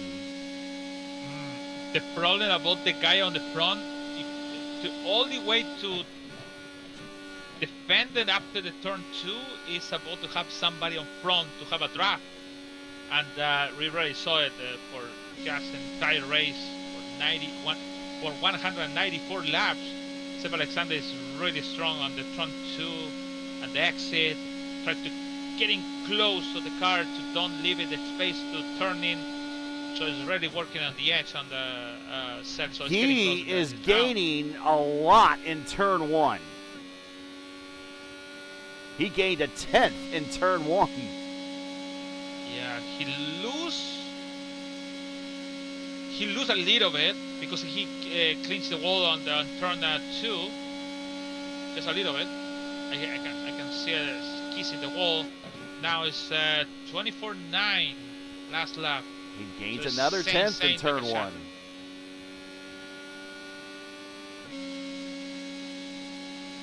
He's diving into turn 1 and is carrying a ton of speed. And it's very reminiscent to, Chad maybe gets a little bit of the wall, very close to getting the wall off of 4. But the way that that Alexander dives into 1 is very reminiscent to how Pinheiro does it. And I think maybe, remember Pinheiro joined their alliance, their technical alliance with Rogue Racing and Indy Alliance. Maybe Pinheiro passed along some knowledge to Seb saying this is the way that you attack turn 1. Ooh, and he almost attacked the turn 4 wall with a little bit of contact there. But maybe this is how you attack turn 1 here at Gateway, and he's getting closer. He used the dangerous line. It's really dangerous, that line, to be honest. Because you're diving out of there, you're going in one line to break in, and for sure, normally you should be lose the car, or maybe you can feel the car losing on the back. So, but look at that, Chad is just using the high line, middle line, to little bit low to exit, but he used the first line close to the IRL line or the cross to the apron. That's really, really going for everything, Seb Alexander.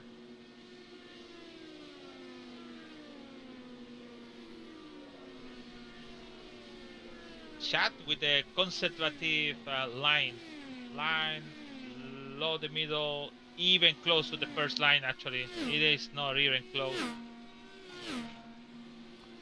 And Frankenfeld has pulled away a little bit. Alexander's fallen back. He got about within a half second. Now he's back to 1.1.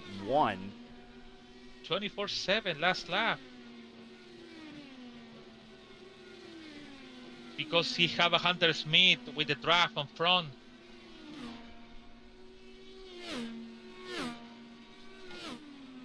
Yeah, there is Hunter Smith, his teammate, and he's going to make things very easy for him.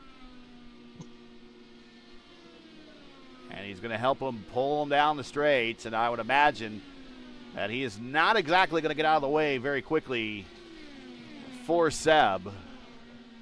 But he'll probably get out of the way very quickly for his teammate when his teammate gets there. Hunter, though, this late into the race, definitely wants to stay on the lead lap. And he needs a caution right now to fall in order to hold on to that. But I think his teammate's going to get to him. And then he can play rear gunner. And there we go. We see Frankenfeld go to the high side. He tells Hunter to stay low. And Hunter gets back in line.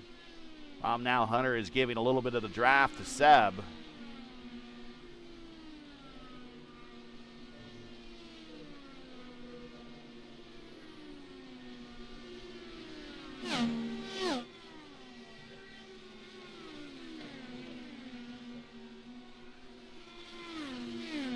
You can hear the cars going through the gearbox, going into turns 1 and 2 here. Good thing we don't have too many gearbox failures. The way they hit the gearboxes here at some point, yeah.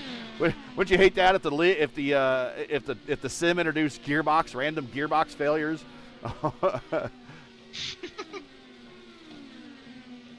Seb is there.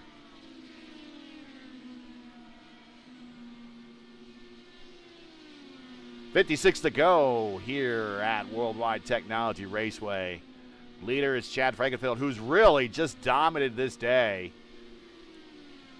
But not out of the running and the battle yet is Seb Alexander, winner last week at the 500-miler at Michigan. He is hanging tough and looking to try to get second place in the points, but the guy he is attacking in the points is right behind him as Seb goes to the inside and 3 and 4 on Hunter Smith, our 500 champion. They're the past two 500 race winners right there.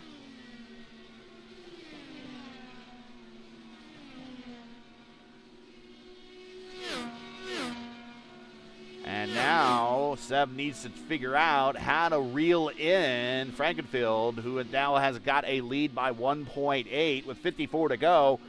And pit stops looming for everybody, including Andrew Wood, who is in 5th spot. He is 48 laps into his current stint. He went 54 last time, and I suspect he will come to pit road anytime in the next 5 laps. Yes, it should be coming soon.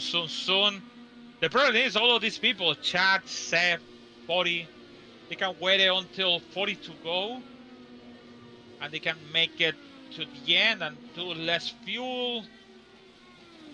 So, yeah, it's 50 now, Andrew Wood in the stint. So, it's Here getting comes there Andrew to right finish now. the race in the top. I think, well, wait a minute. Yeah, he's coming to pit road this right now.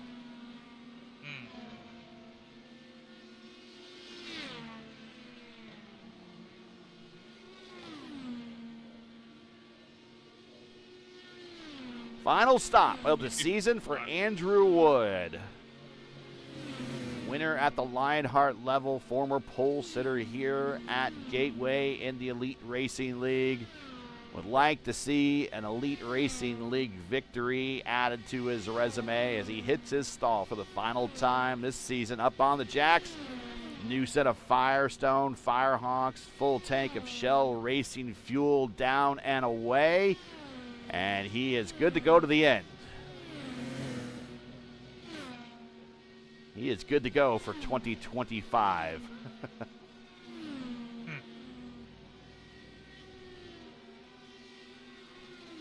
Frankenfield now has reached Jim Herrick to put Jim a lap down. Jim's the last car 1 lap down right now in 13th.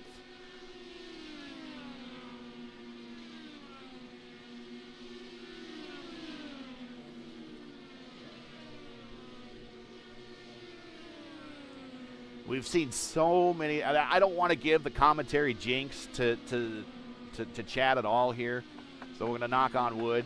Chad still has to do a pit stop. There's still things that can happen, but we've seen so many times throughout Chad's history leading the race. Car in front of him spins out. He gets collected innocently. Sometimes he might make a mistake on his own. So many times we've seen him, in the neighborhood of a win, and it just, for whatever reason, works its way out of his fingers, with the exception of Indianapolis a year ago, where he battled all the way for Indianapolis with Pinero. That was a very exciting finish. But we've seen other races where he just up front dominating, and all of a sudden, cycles to the back because of a pit stop or something, gets caught up in somebody else's mess. Is today one of those days where all of the dominoes fall in the correct order for Chad to get his win? And he's coming to pit road this time for his final stop of the season. Man, you remember the Richmond race? Yes. When he leading? Wow. The car, I don't remember the name of the guy, but the car was destroyed. Really bad destroyed, and he keep going around the track and mess with him, and also with all of 2 or 3 cars. On the end of the race, Pinheiro won the race. Yeah. He didn't make a mistake. He hits his marks dead on. Chad making his 119th start in the Elite Racing League IndyCar Series tonight. He has 7 career wins. And actually, if he can get his 8th career wins, he will then tie Ethan Stanley, who got his 8th career win last 2 weeks ago, or 2 races ago at Mexico City, and pulled himself into 4th place all time by himself. Well, then Chad will join him now 4th place all time with his 8th career win. So can Chad do it? Right now he's in a 3-way tie with Josh Chin, Robert Maletzka, and himself for 5th all time. Your career wins leader here in the in the Elite Racing League IndyCar Series is Adriano Pinheiro with 26, Alex Van de Sant with 12, Henry Bennett with 9, Stanley with 8. So we're hearing cars coming to pit road. Heil and Wood battle for position. Hunter Smith on pit road. Shane Coker in the Batmobile on pit road. Final stops. Seb Alexander, your leader. Seb Alexander is coming. Soon. Not yet, but it's coming soon.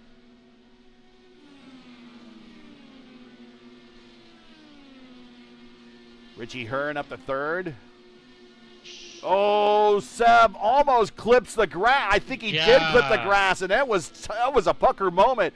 He slows down at the cones, and he is going to make his final stop as Fody stays out. Fody in a race with Jordan Owens. Owens is a lap down, actually. He's 2 laps down. He's trying to claw back. And he is racing Fody pretty stiff right now. He should believe Owens.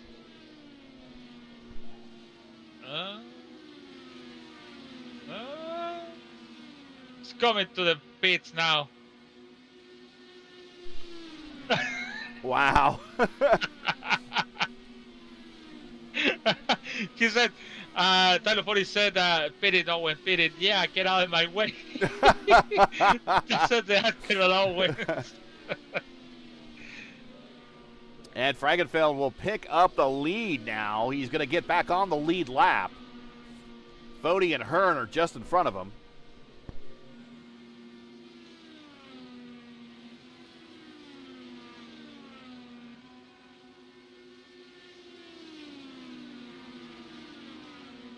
And if you saw from that camera angle, look who close is behind is Seb Alexander, and Seb has cut into that lead.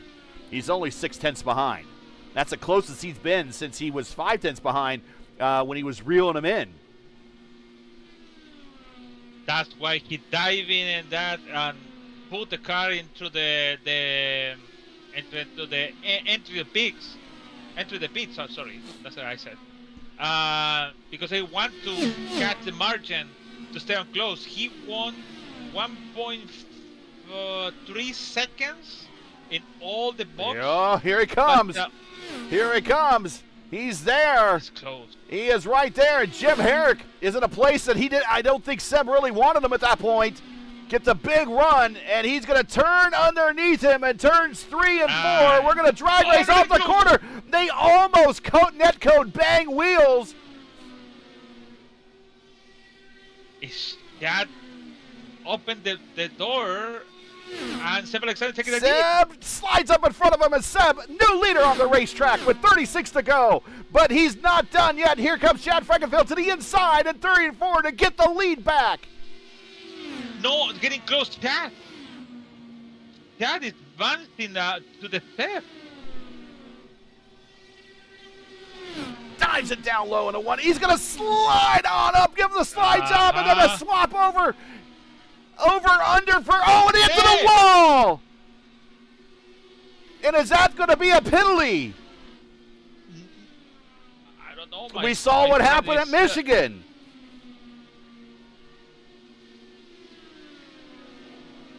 I don't know. I think that game to there. Let's watch it again. Oh, no. And he goes up the racetrack. We'll watch from the P1 airship. And it's going to happen about midway down the backstretch. I think Chad kind of came down on Seb a little bit. Again, look at that with Tyler Fody. It's make it tight. And now we got to wonder, is Chad injured? Is Chad's car wounded? It is damaged in the side pod. It is really damaged on the right side. So no win. I don't think we're going to see a win in Frankenfeld's future then. I think it's going to come down to Seb and Tyler. And let's take this last minute right here to do an iRacing side-by-side to get a word in from iRacing for the final time this season, and we will bring you the race to the finish uninterrupted as Seb Alexander, your new leader. Tyler Fode is second, and we only have 31 laps to go in the 2025B campaign as we're looking forward to 2026. We'll be right back. Don't go anywhere. Racing isn't easy, but experiencing it is.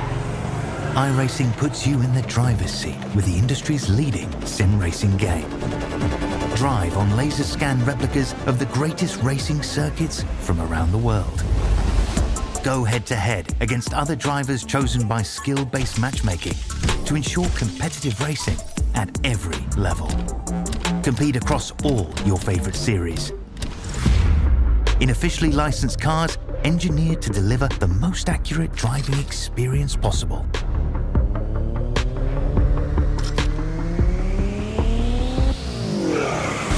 Join a race or host your own with players from across the globe. Race against the computer or in a league with friends. Feel the thrill behind the wheel. Visit iRacing.com.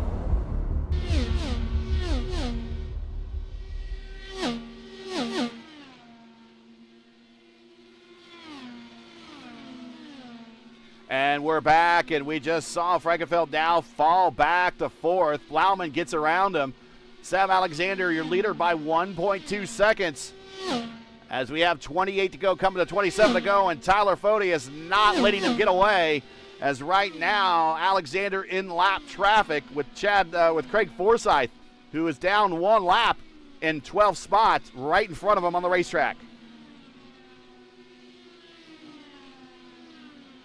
I guess Chad was desperate. I think, like you talking about the frustration of being on the front and then happen this. I think last year was on the front on Gateway, yellow flag. He lose positions back.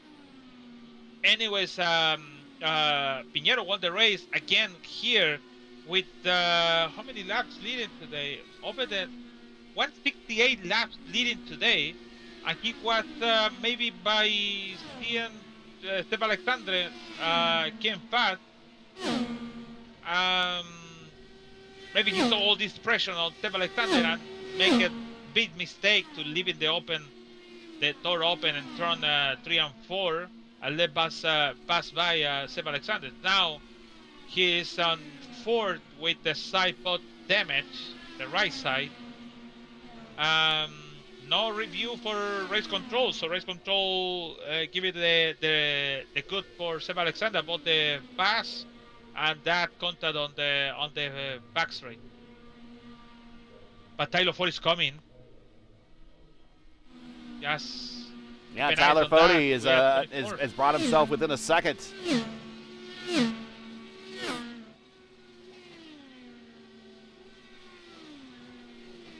Both of them, same time, but little more fast. Tyler Fode last lap. I want to thank our sponsor, F5 Challenge, for sponsoring today's race. A nonprofit organization enriches lives through face-to-face fellowship and exciting adventure challenges in a faith-driven environment. Their mission is built on the 5 F's: faith, fellowship, fitness, fortitude, and fun. F5 Challenge inspires people to lead active, connected, and purpose-filled lives. To learn more, to get involved, visit their website and follow them on social media. All the links you need in the description. I want to thank them for sponsoring not only this race, but other events all season long. F5 Challenge, thank you very much.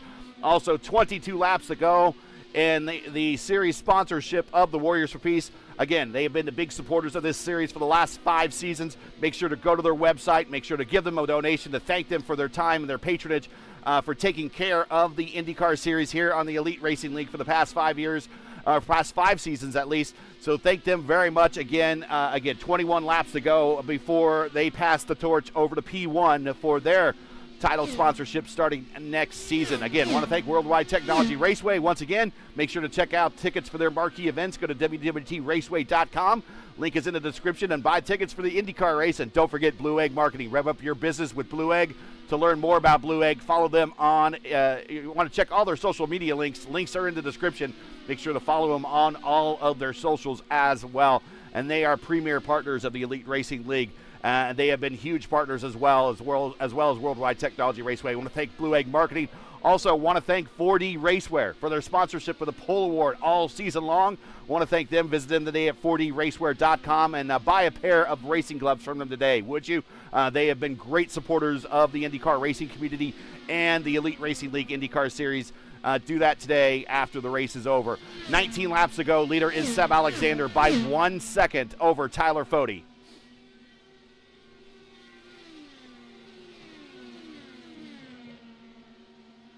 Getting there, man. He's getting there. Just waiting for the mistake of Seb Alexander.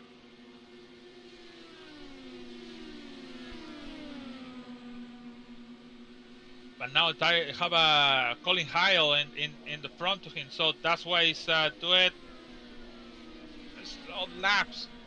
Even now he did 24A and Seb Alexander 24.7, so a little bit there. And don't forget, in December, ERN becomes a primetime home for Today at the 500, sponsored by Oil and Gas Safety Supply, your nightly destination for LA action leading up to the prestigious PRI Hoosier 500. The last kiss of the bricks for 2025 starts right here. The countdown is on, so pucker up. Don't miss a second of the action. Like, share, and subscribe to stay locked in. Coverage starts right here on ERN December 1st at 8 p.m. Eastern Time with me and Luis Gonzalez-Nunez calling happy hour at the Brickyard. Well, we will start to see the first of 128 drivers take practice laps at the Indianapolis Motor Speedway in preparations for qualifications for the big PRI Hoosier 500 on December 14th. We'll see you guys soon. You remember talking about the bad luck of Seb Alexander? He won in the open and the top split on Tuesday night in P1. And I said Seb Alexander, my God, he won. Después Antonio Estrada won the top split now. He won one race just recently. Michigan, the US 500 last week. Yeah, you're right. I really thinking about that, but I thinking about it Tuesday night, but it was Antonio Estrada. Now it could be again winning here and just taking all that bad luck on him to still waiting for be a winner or something like that on Seb Alexander. Always is something. Same for chat. Actually, we talking about that, and it really sucks. But that's the way when you have to drive it with experience. You have to be with the mind. It's a lot of laps. You can defend it. It's not just 2 corners or 3 corners. And Seb Alexander did a good job, especially when he come into the pits. Ooh. It was a nice job to come in and gaining a couple seconds over there. Actually, he gained a lot. So, Andrew Wood gets around Chad Frankenfeld. Chad is now hemorrhaged all the way back to P7. So in both, Seb Alexander won 1.4 seconds. Now 8 And tenths. the pit lane, he won almost a second. So 2 seconds in one pit stop. Remember, Seb is the points leader. I still think he is the points leader in the Indy Oval Series, the official iRacing series. We're at Pocono this week, and he was in contention for the win at Pocono, and unfortunately got taken out in a multi-car incident coming through the tunnel turn. But he is on a bit of a hot streak at the moment, and a perfect way to put a cherry on the hot streak is to get 2 in a row to wrap up the Warriors for Peace IndyCar Series season, the 2025B season, by getting a win at the 500 at Michigan and getting a win here at the 500K at Gateway to wrap the season up. And it's got to put him in good contention to be a favorite, an early favorite to be a 2026 A or B title contender compared to Pinero, who we might not see him as early as we think into next season. It might be a while before we see him next. Yeah, it's going to be like bad because he's the, 4-time champion actually, but he's getting maybe it's not gonna be over here, but yeah, still Seb Alexander leading the Fixer Series, the Oval Fixer Series and the official series by just less than 15 points. I think so, less than 12 points actually. So over the Clendy actually in the second place. So 40 is getting there, 6/10 now. All ride with Foti, who's put up a good fight all season long. Just bad luck over the last 2 races, excluding Gateway at the moment, has put him out of the title hunt. But he is going to finish in the top 3 in the championship for yet another season. Feeling very much bridesmaidish along the lines of Tom Sneva, who finished second so many times in Indianapolis. Allenser Sr. finished second at Indianapolis so many times.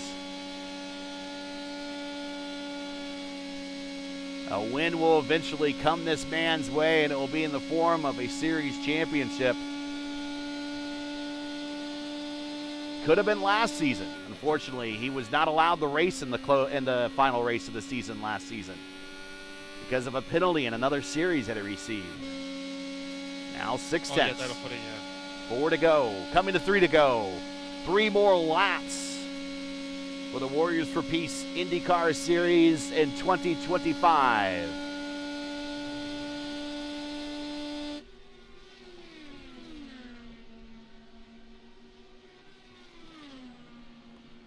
Can Seb Alexander go back-to-back?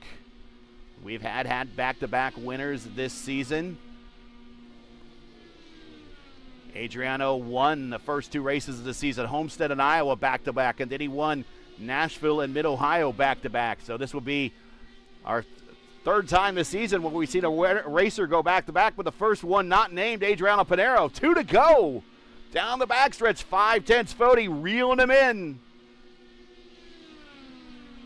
Foti's going to hold on to second place in the standings, but Seb's going to make it look really tight. White flag in the air, this time by 1.25 miles to wrap up this season. Alexander and Foti in the 1, down to the white line is Seb Alexander coming off the corner. He has cleared the wall halfway down the back straight, halfway home to 2 in a row for Seb Alexander. 500-miler last week, a 325-miler this week, off of corner number 4, making it look routine. Seb Alexander gets the win. Tyler Foti comes home second and will take second in the points. And Brian Blauman, who started on the front row and was up there all day long, and I got to believe a win is not too far in his distant future, really. He comes home third to round out our final podium of the season. Wow. 1100 of a second between Wagner and Richard Hearn finished the line and turn 4 side by side for 4th place. Nice result over there. So yeah, all the he came with the OL penalty for the last week, started last, and he won the race. So I know it's 8th spot, but he forgot about the penalty not qualifying today. And no EOL, actually, you can make the qualifying, but you have the EOL anyways. But he finished on front for Seb Alexander. Nice job. And he is turning a perfect donut on the front stretch. Like Alexa Nardi.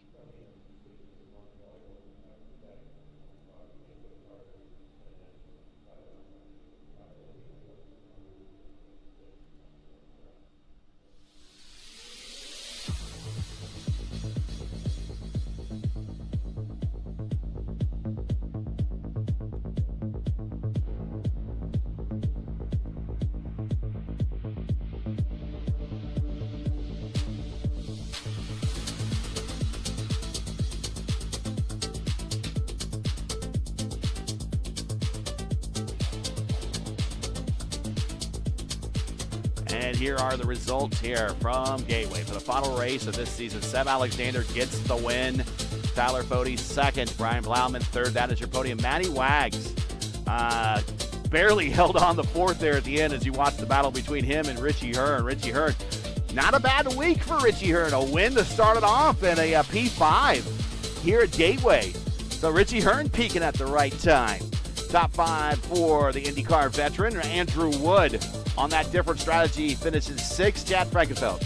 Shoulda, woulda, coulda. He's going to look back on this race and wonder what would have been different if he had just attacked that battle with maybe Seb Alexander differently. He comes home 7th, but he dominated, Lewis. He dominated this day. This should have been Chad's win. I know, that's really sucks. 158 laps leading today and just finished 7th after the contact battle with Seb Alexander.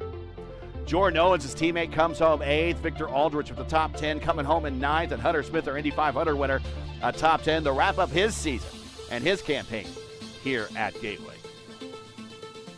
Colin Heil on 11th. He's going to creep up here in the Rookie of the Year standings, but not get it. But a good to finish, nevertheless. Greg Forsyth comes home 12th. Jim Herrick in 13th. Shane Coker 14th. Camargo 15th. Albrecht 16th. Rexing 17th. Kidda 18th. Trey Holmes in 19th. Vandermarl in 20th. And then we got Lawson, Hibbs, Schuld, and Ingrev rounding out the remainder of this 24-car field.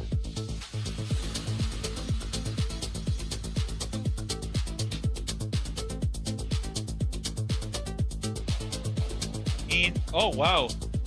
Huh. Oh wow. In 1 hour and 56 seconds. 1 hour and 56 minutes. Sorry, Ray.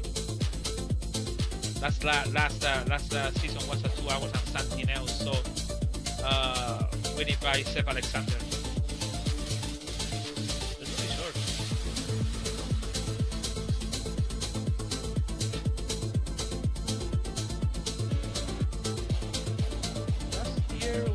Last season, 54 seconds. I think last season wasn't more fast, but with 3 cautions. So maybe we did the same thing here. Try to get a better shot here. There we go. We'll work with that one here.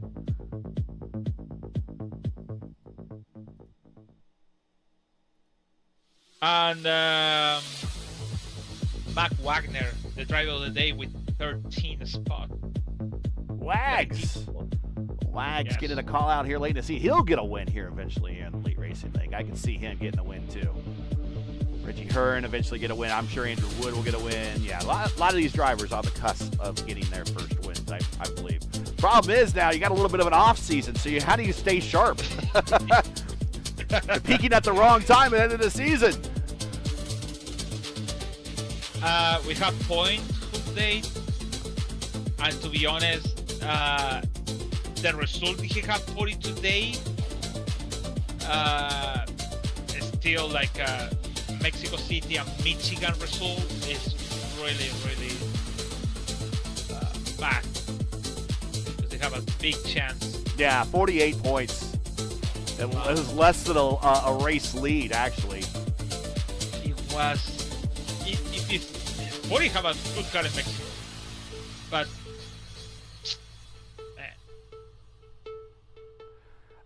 Okay, so final points as Pinero 48 over Fode. Seb Alexander 5 points between Fode and Alexander there. Only 5 between those two. So Seb brought it close. Blauman is going to finish 4th in the championship, 3rd in the race, 4th in the championship, 294 points. Jordan Owens will get a top 5 championship finish out of this season, 289 points. Ryan Schuld will be 6th. Hunter Ingrev 7th. Hunter Smith will be 8th, Logan Edwards 9th, and he will be your lead rookie. And Craig Forsyth will crack the top 10 at the very end of the season with 221 points. Let's get into the interview room. I see already messages coming to me. All right.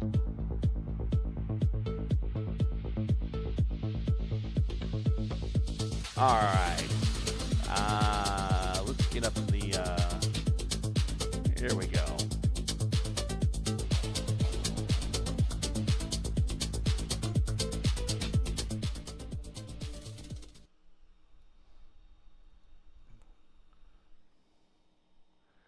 And we'll bring up Brian Blauman now. And he had an interesting race. Here is Brian Blauman, and we'll join him. He's joining us here in the booth. A very interesting race for you, Brian. Started up front, and the racing up there early, but it seemed like much of your race, you were just kind of locked in the fourth, third, fourth, fifth place, not really racing anybody, just kind of keeping pace, working your up into that next stint to make that next pit stop, hoping for more cautions to occur. Kind of no cautions occurred out there, but you brought it home third. You finished fourth in the season championship. You got a couple pole positions this year, a couple front row starting spots. You didn't get a win. We firmly believe a win is not too far off in your distant future. You got to feel pretty good about this season and how it ended on the bottom step here at Gateway. Yeah, I think this season ended on a really strong note.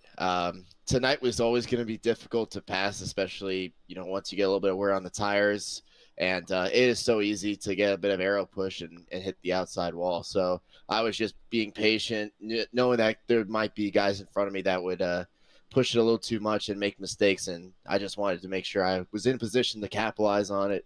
But so I just was patient the whole evening, and it ended up in a podium, which is, just an awesome way to end the season. First podium on an oval. So I am very happy to finally get that achievement ticked off. And let's see, you got a pole at Iowa and a pole at Mexico City. So you're kind of, peaking at the right time on ovals and at road courses. How do you feel? I mean, okay, I have a follow-up question really on the season, but how do you feel about next season looking now? You got a little bit of a wait. We're not picking back up until January, but you got to feel pretty good about next season with the way that you ended this season. Yeah, absolutely. I mean, the beginning of this year was my return to sim racing from an extended break. So I've been playing catch up with, compared to these guys who race in, 3-4 leagues a week. It takes some time to kind of get up to speed and learn all the little nuances on how to be fast and consistent.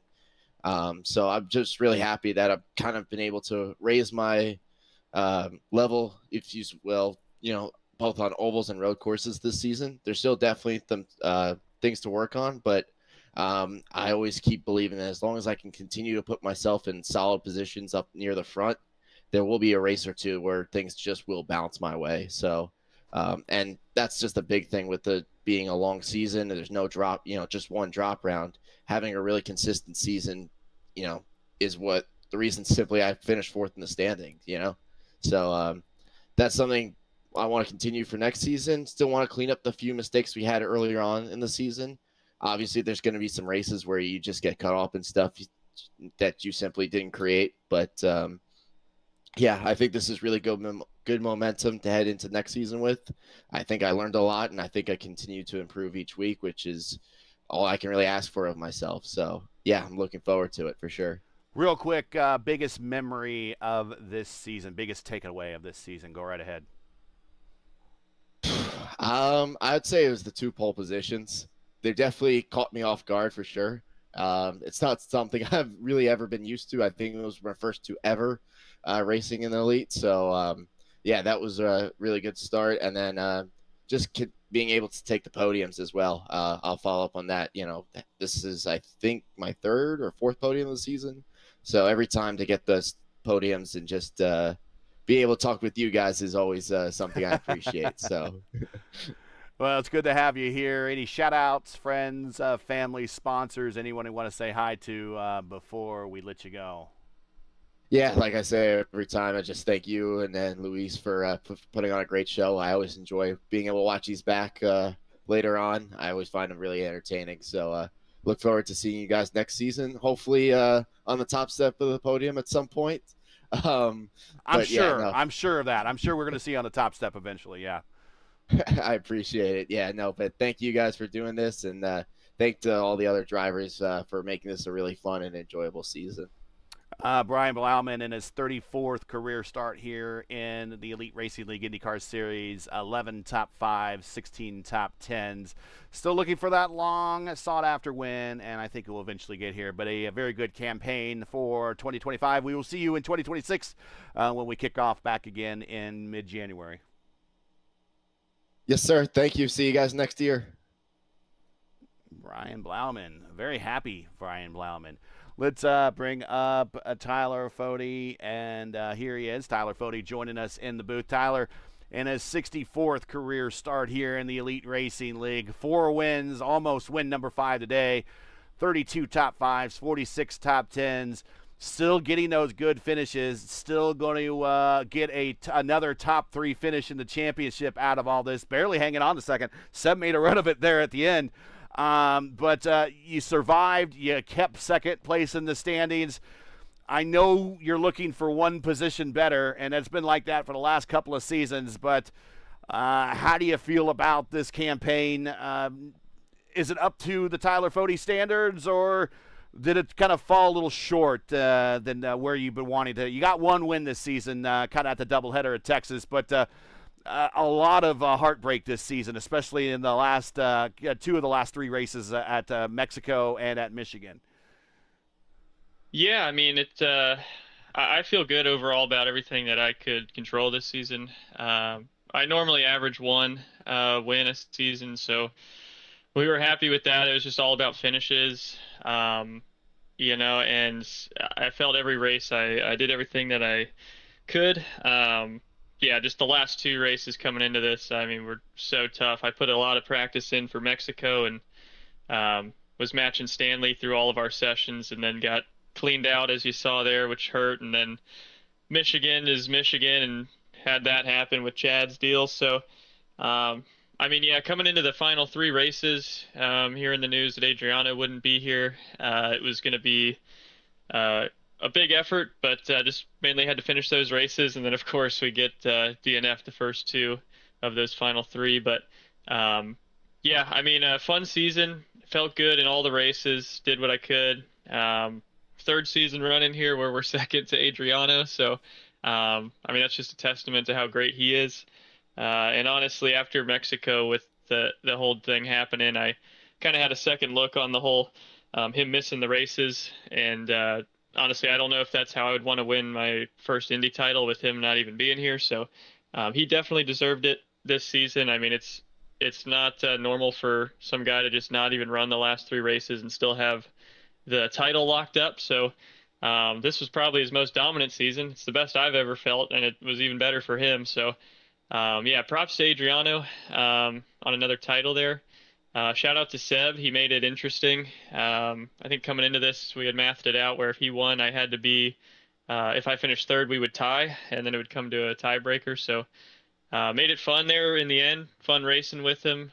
And yeah, third time running here with 2nd in the points, so we'll take it. What's it going to take? Have you sat down and kind of figured out what's it going to take to take the championship? You're going to have to take it from Adriano if he's going to be in the lineup in 2026A. What's it going to take to get that championship? What have you mapped that part out yet?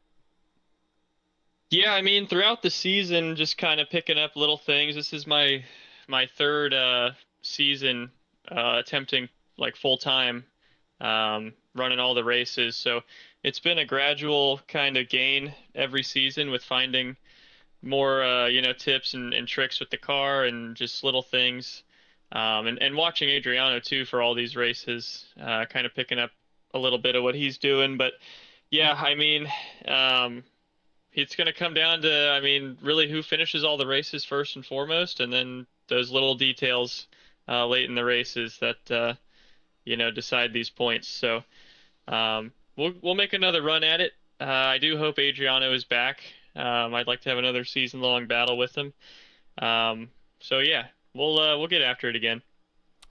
Well, 2nd on the racetrack tonight, 2nd in the points again this season. One of any way you look at it, even with 1 win this season, you got to believe with Adriano in the lineup or not next season, you got to be one of the favorites to be one of the contenders to the 2026A IndyCar Championship. Another long, hard-fought battle just coming up a little short. We do know that there are more wins in their future, and I got to believe that there is a championship off in your future, not far as well. But shout-outs, friends, family, sponsors, anyone you want to say hi to on this campaign. Again, not the way you necessarily wanted to end it, but at least you ended it on a high note. Yeah, for sure. Just everyone that ran with us here, like Norman for the season. We had Stanley for some road courses. We had Chris Albrecht, Dave Huck, Jared Rexing, all those guys. Fun to run with. Kel Pocock even at the start. But yeah, those guys make these races fun, hanging with them. Shout out to all the competitors. I mean, you guys up here for putting on these broadcasts. They are incredible to watch back with the graphics and cameras and everything we got going. So big shout out to you guys. Shout out to Seb for a win tonight here, and another big shout out to Adriano for being once again the class of the field. So yeah, looking forward to the off season, but also looking forward to making another run at it.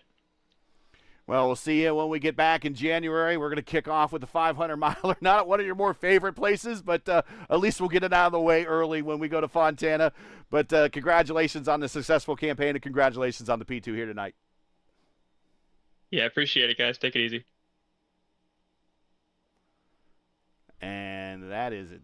Tyler, we will bring up Seb right now. And Seb making this look easy now, 2 in a row in the season. And here he is. And, he moves out. Let's bring him back in again. There he is.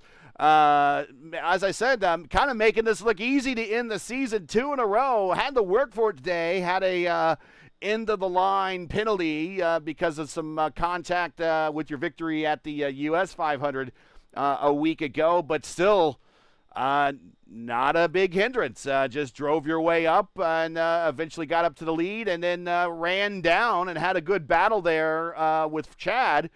And a little bit of contact. We'll let you talk us through that. But a win to 2 wins in a row to close out the campaign. Not a bad way to end the season, and looking like an early favorite going into next season if you choose to compete with us. Yeah, no, it definitely wasn't easy. It might have looked like it, but it's never easy at this place. It's so hard to pass. It's so hard to pass, right?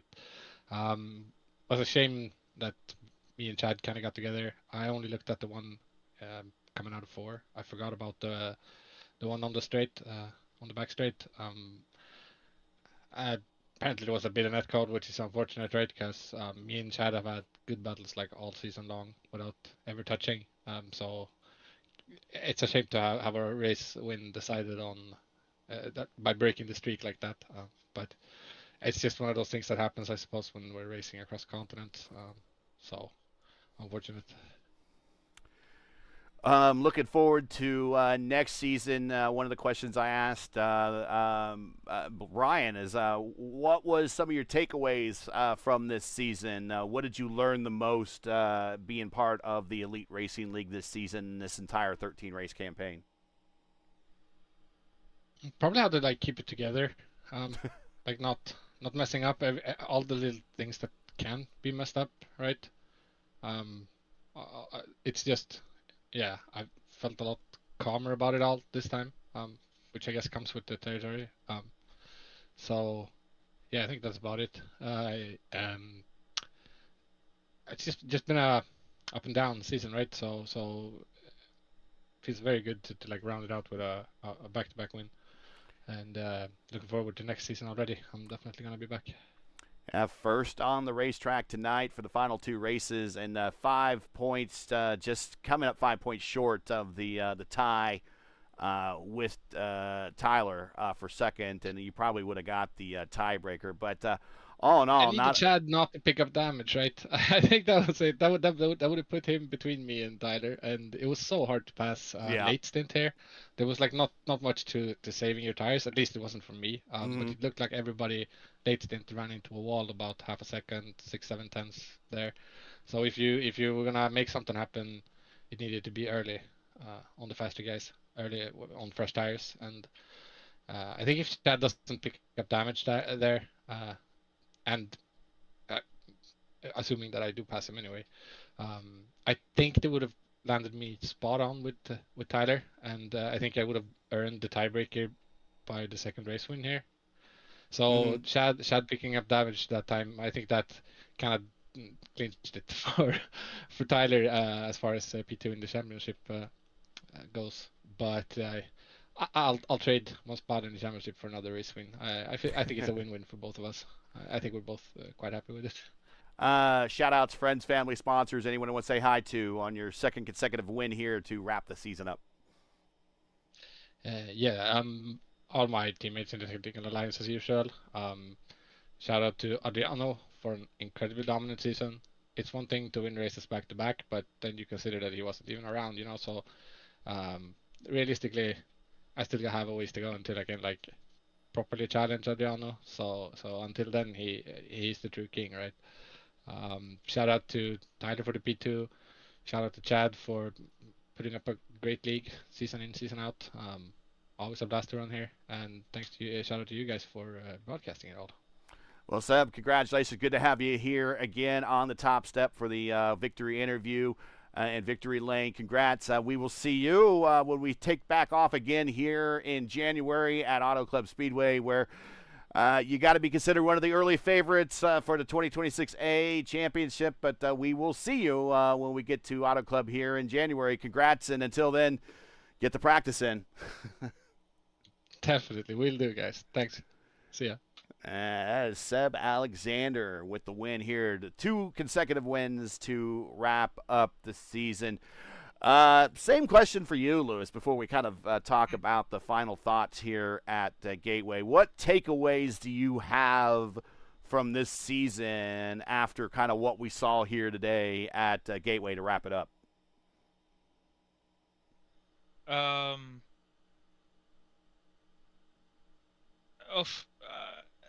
Piñeiro, I don't know. I think without Piñeiro, make more equal everything. With Piñeiro, it's like I don't know. It's kind of a lot of questions could be about the season, about everyone. What if Tyler 40 have a good race on Mexico City, I have a top 3 on Michigan, and today in top 2, it could be a champion today. So it's a lot of things to think about the season, and especially with all this final result with Seb Alexander also too. It could be a great candidate for the next season. Could be have a Clendy around to have a candidate over there. Else could be. I said Logan Edwards also too is good for put in there.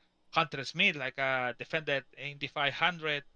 It's a lot of to talk about the season happened today, especially with the race, with the great once again great performance on Seb Alexander. We saw in Indy 500 when he came to the back and finished in the top 10 specific. In the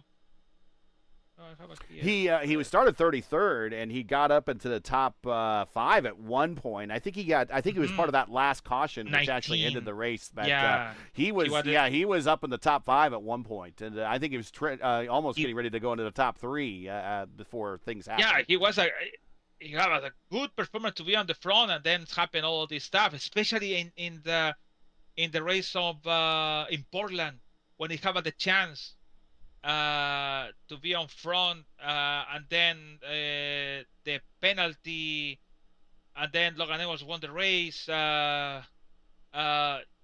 O'Sullivan also too could be a good. That's O'Sullivan. It really missed after the Poland went down after he even show up a couple. Yeah, he had to start school. Indy 500. Yeah.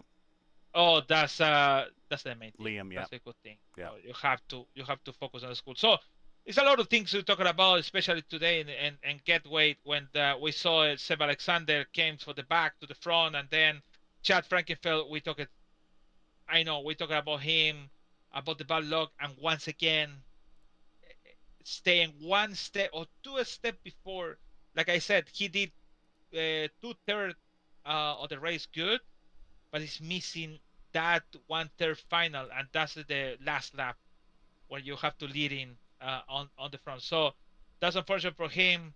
And to be honest, the championship, Piñero deserved it.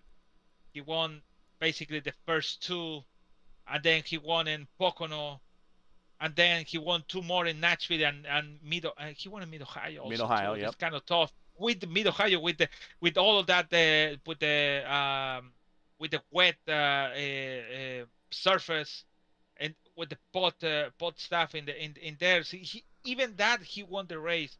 He make it on the top, and he was really consistent in everything on the championship. So it was a really entertainment. He started in July 24 when it was in summer, and we finished basically in almost in winter time. So it was pretty exciting for him, for us to watching all of this stuff.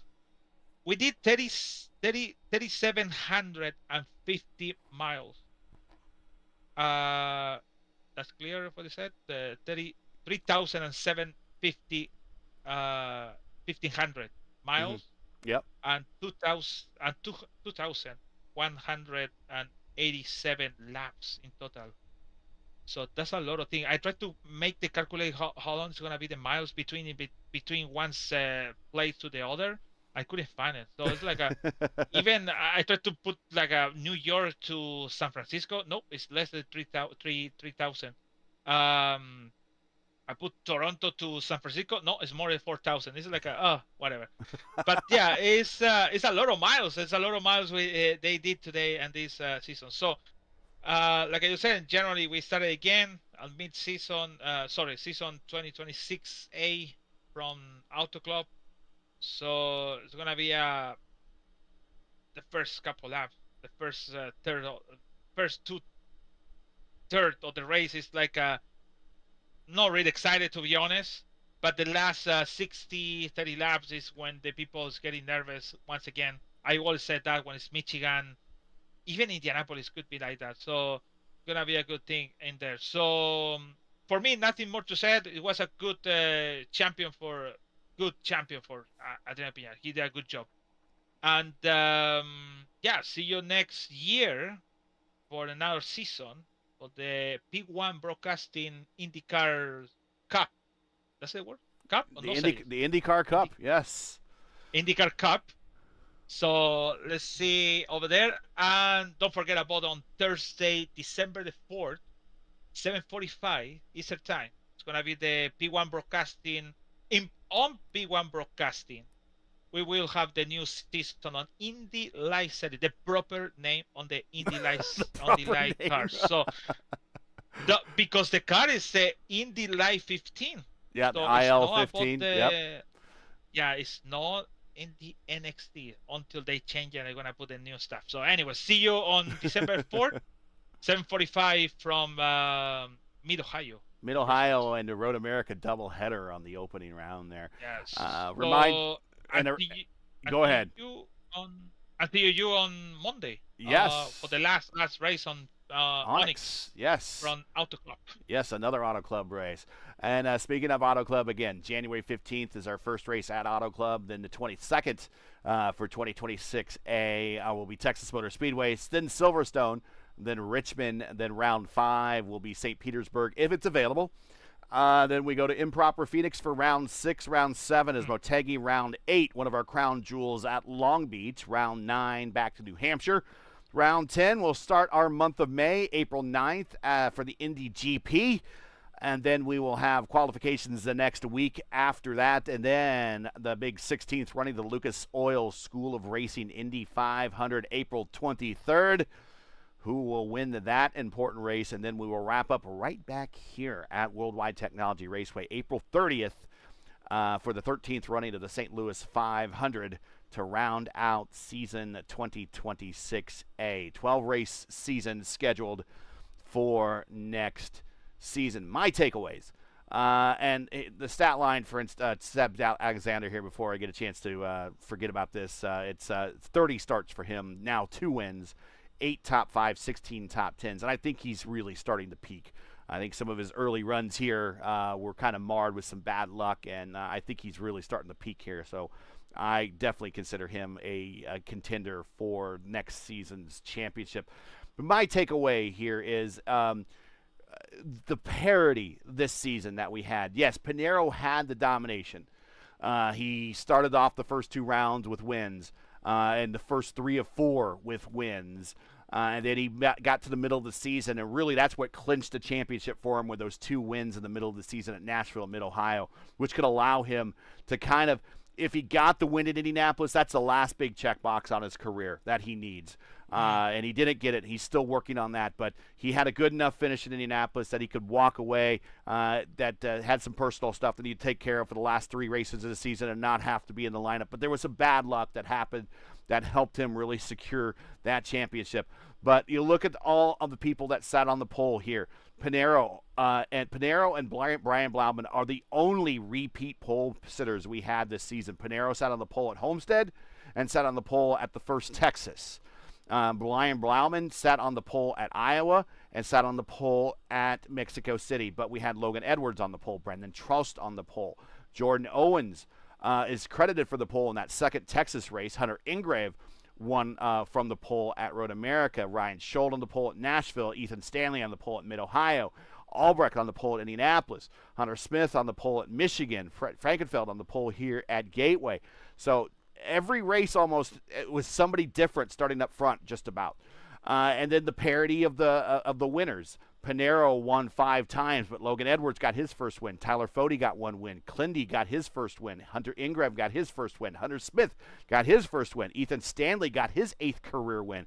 And Seb Alexander got his first and second win to wrap up the season. So it wasn't just, you would expect Pinheiro with all that dominance to have all these wins, and he only had 5 wins out of the 13 races, and then we had a majority of all the races with the exception of Seb Alexander.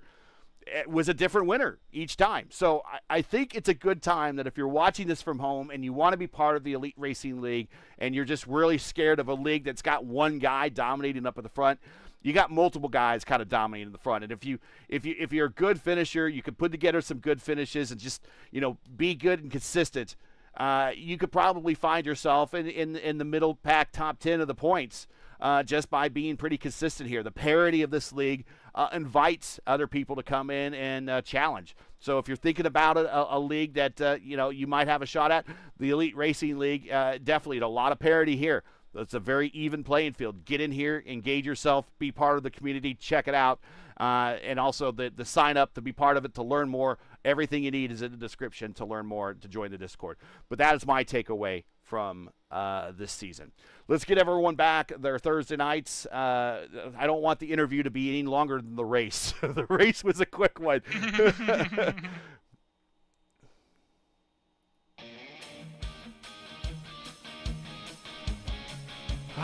And it's just one of those that now the season's over. And, just want to thank everybody that's part of this season, especially the Warriors for Peace. So that's it for tonight. Once again, your podium here for the 12th running of the F5 Challenge 500 from World Wide Technology Raceway. They're just great sponsors. Again, thank them for being a part of the Elite Racing League. Seb Alexander gets his 2nd career win, back-to-back from his win a week ago at P1 US 500 at Michigan. Gets the win here today. Tyler Fode does everything he needs to do, really, to come home in 2nd in the points, and he does that today. He finishes 2nd on the racetrack, 2nd in the championship, yet for another season. Will he get that championship? Time will tell, but I got to firmly believe if you keep finishing 2nd and 3rd in the championship every year, one of these times, the cards are going to fall in your favor. Just keep watching out for Tyler Fode next season. And Brian Blauman, again, I think he's another one of those. If you're looking for a new winner next season, I think he might be on the cusp of one. So we'll be looking forward to him. He finishes 3rd this season, for 3rd this race, and 4th this season in the points. Join LGN here December 4th as we bring you the start of the Elite Racing League's Indy Light Series presented by P1 Broadcasting, featuring the new Indy NXT car, the IL15 on the iRacing service. Coverage for that series when we start will be 7:45 p.m. Eastern Time. It'll be on the P1 YouTube channel, and that'll be 7:45 p.m. Eastern. You can find everything right here on YouTube, but at youtube.com/@P1 Broadcasting. We'll have all those sessions lined up for you. Just be ready to watch for the thumbnails when we post them. Now, as you know, the YouTube algorithm game's not an easy one, so please help support ERN with the weekly grind. Leave a comment below. Let us know about tonight's race. If you enjoyed tonight's coverage, support us by smashing like in the video. If you do, click subscribe, and while you're at it, hit the bell for weekly reminders so to miss out on more of ERN's other iRacing programming, including the Truck Series Sunday night at 8:30 p.m. Eastern Time, and the Mark J. Rebilas Grand National Series Mondays at 7:30 p.m. Eastern Time. Again, just because IndyCar is over doesn't mean there's a lot of good racing left to go on the Elite Racing League this year. Check them out. Ring that bell, and you won't miss a second of the action. Today's 12th running to the F5 Challenge 500 from World Wide Technology Raceway is proudly brought to you by the F5 Challenge. This nonprofit organization enriches lives through face-to-face fellowship and exciting adventure challenges in a faith-driven environment. Their mission is built on the 5 F's: faith, fellowship, fitness, fortitude, and fun. F5 Challenge inspires people to lead active, connected, and purpose-filled lives. To learn more, to get involved by visiting their website or follow them on social media, all the links you need are in the description. The Elite Racing League's IndyCar Series naming rights are paid for by, for the final time, the Warriors for Peace. The Warriors for Peace is an Indianapolis-based nonprofit organization working to end violence and inspire peaceful change.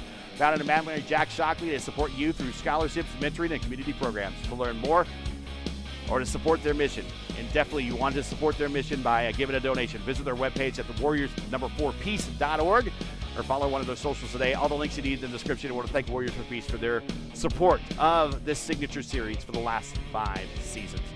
Special thank you to the Elite Racing League's premier sponsors, Blue Egg Marketing and World Wide Technology Raceway. Don't spin your wheels. Accelerate success with Blue Egg Marketing, fueling small businesses to win big. To learn more about Blue Egg, go to blueeggmarketing.com or click on their link in the stream description. World Wide Technology Raceway is a premier motorsports facility, as you saw from the night's race. Located in Madison, Illinois, just minutes from downtown St. Louis in the iconic Gateway Arch.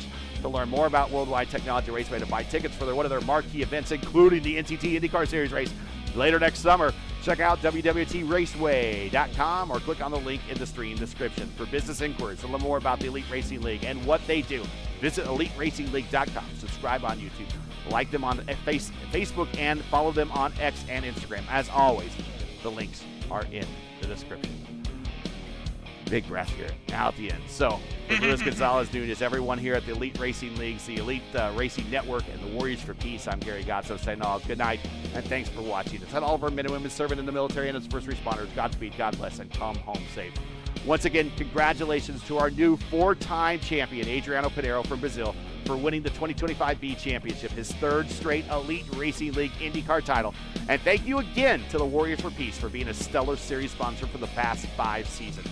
Catch LGN again next for the start of the Elite Racing League's Indy Light Series presented by P1 Broadcasting over on the P1 YouTube channel for a Mid-Ohio Road America doubleheader on December 4th. Until then, for us on ERN, we will see you next on January 15th, 2026 at Auto Club Speedway in Fontana as we kick off the 2026A IndyCar campaign in the pursuit of the P1 IndyCar Cup, where we return for the next race of the Elite Racing League's P1 IndyCar Series. Good night, everybody.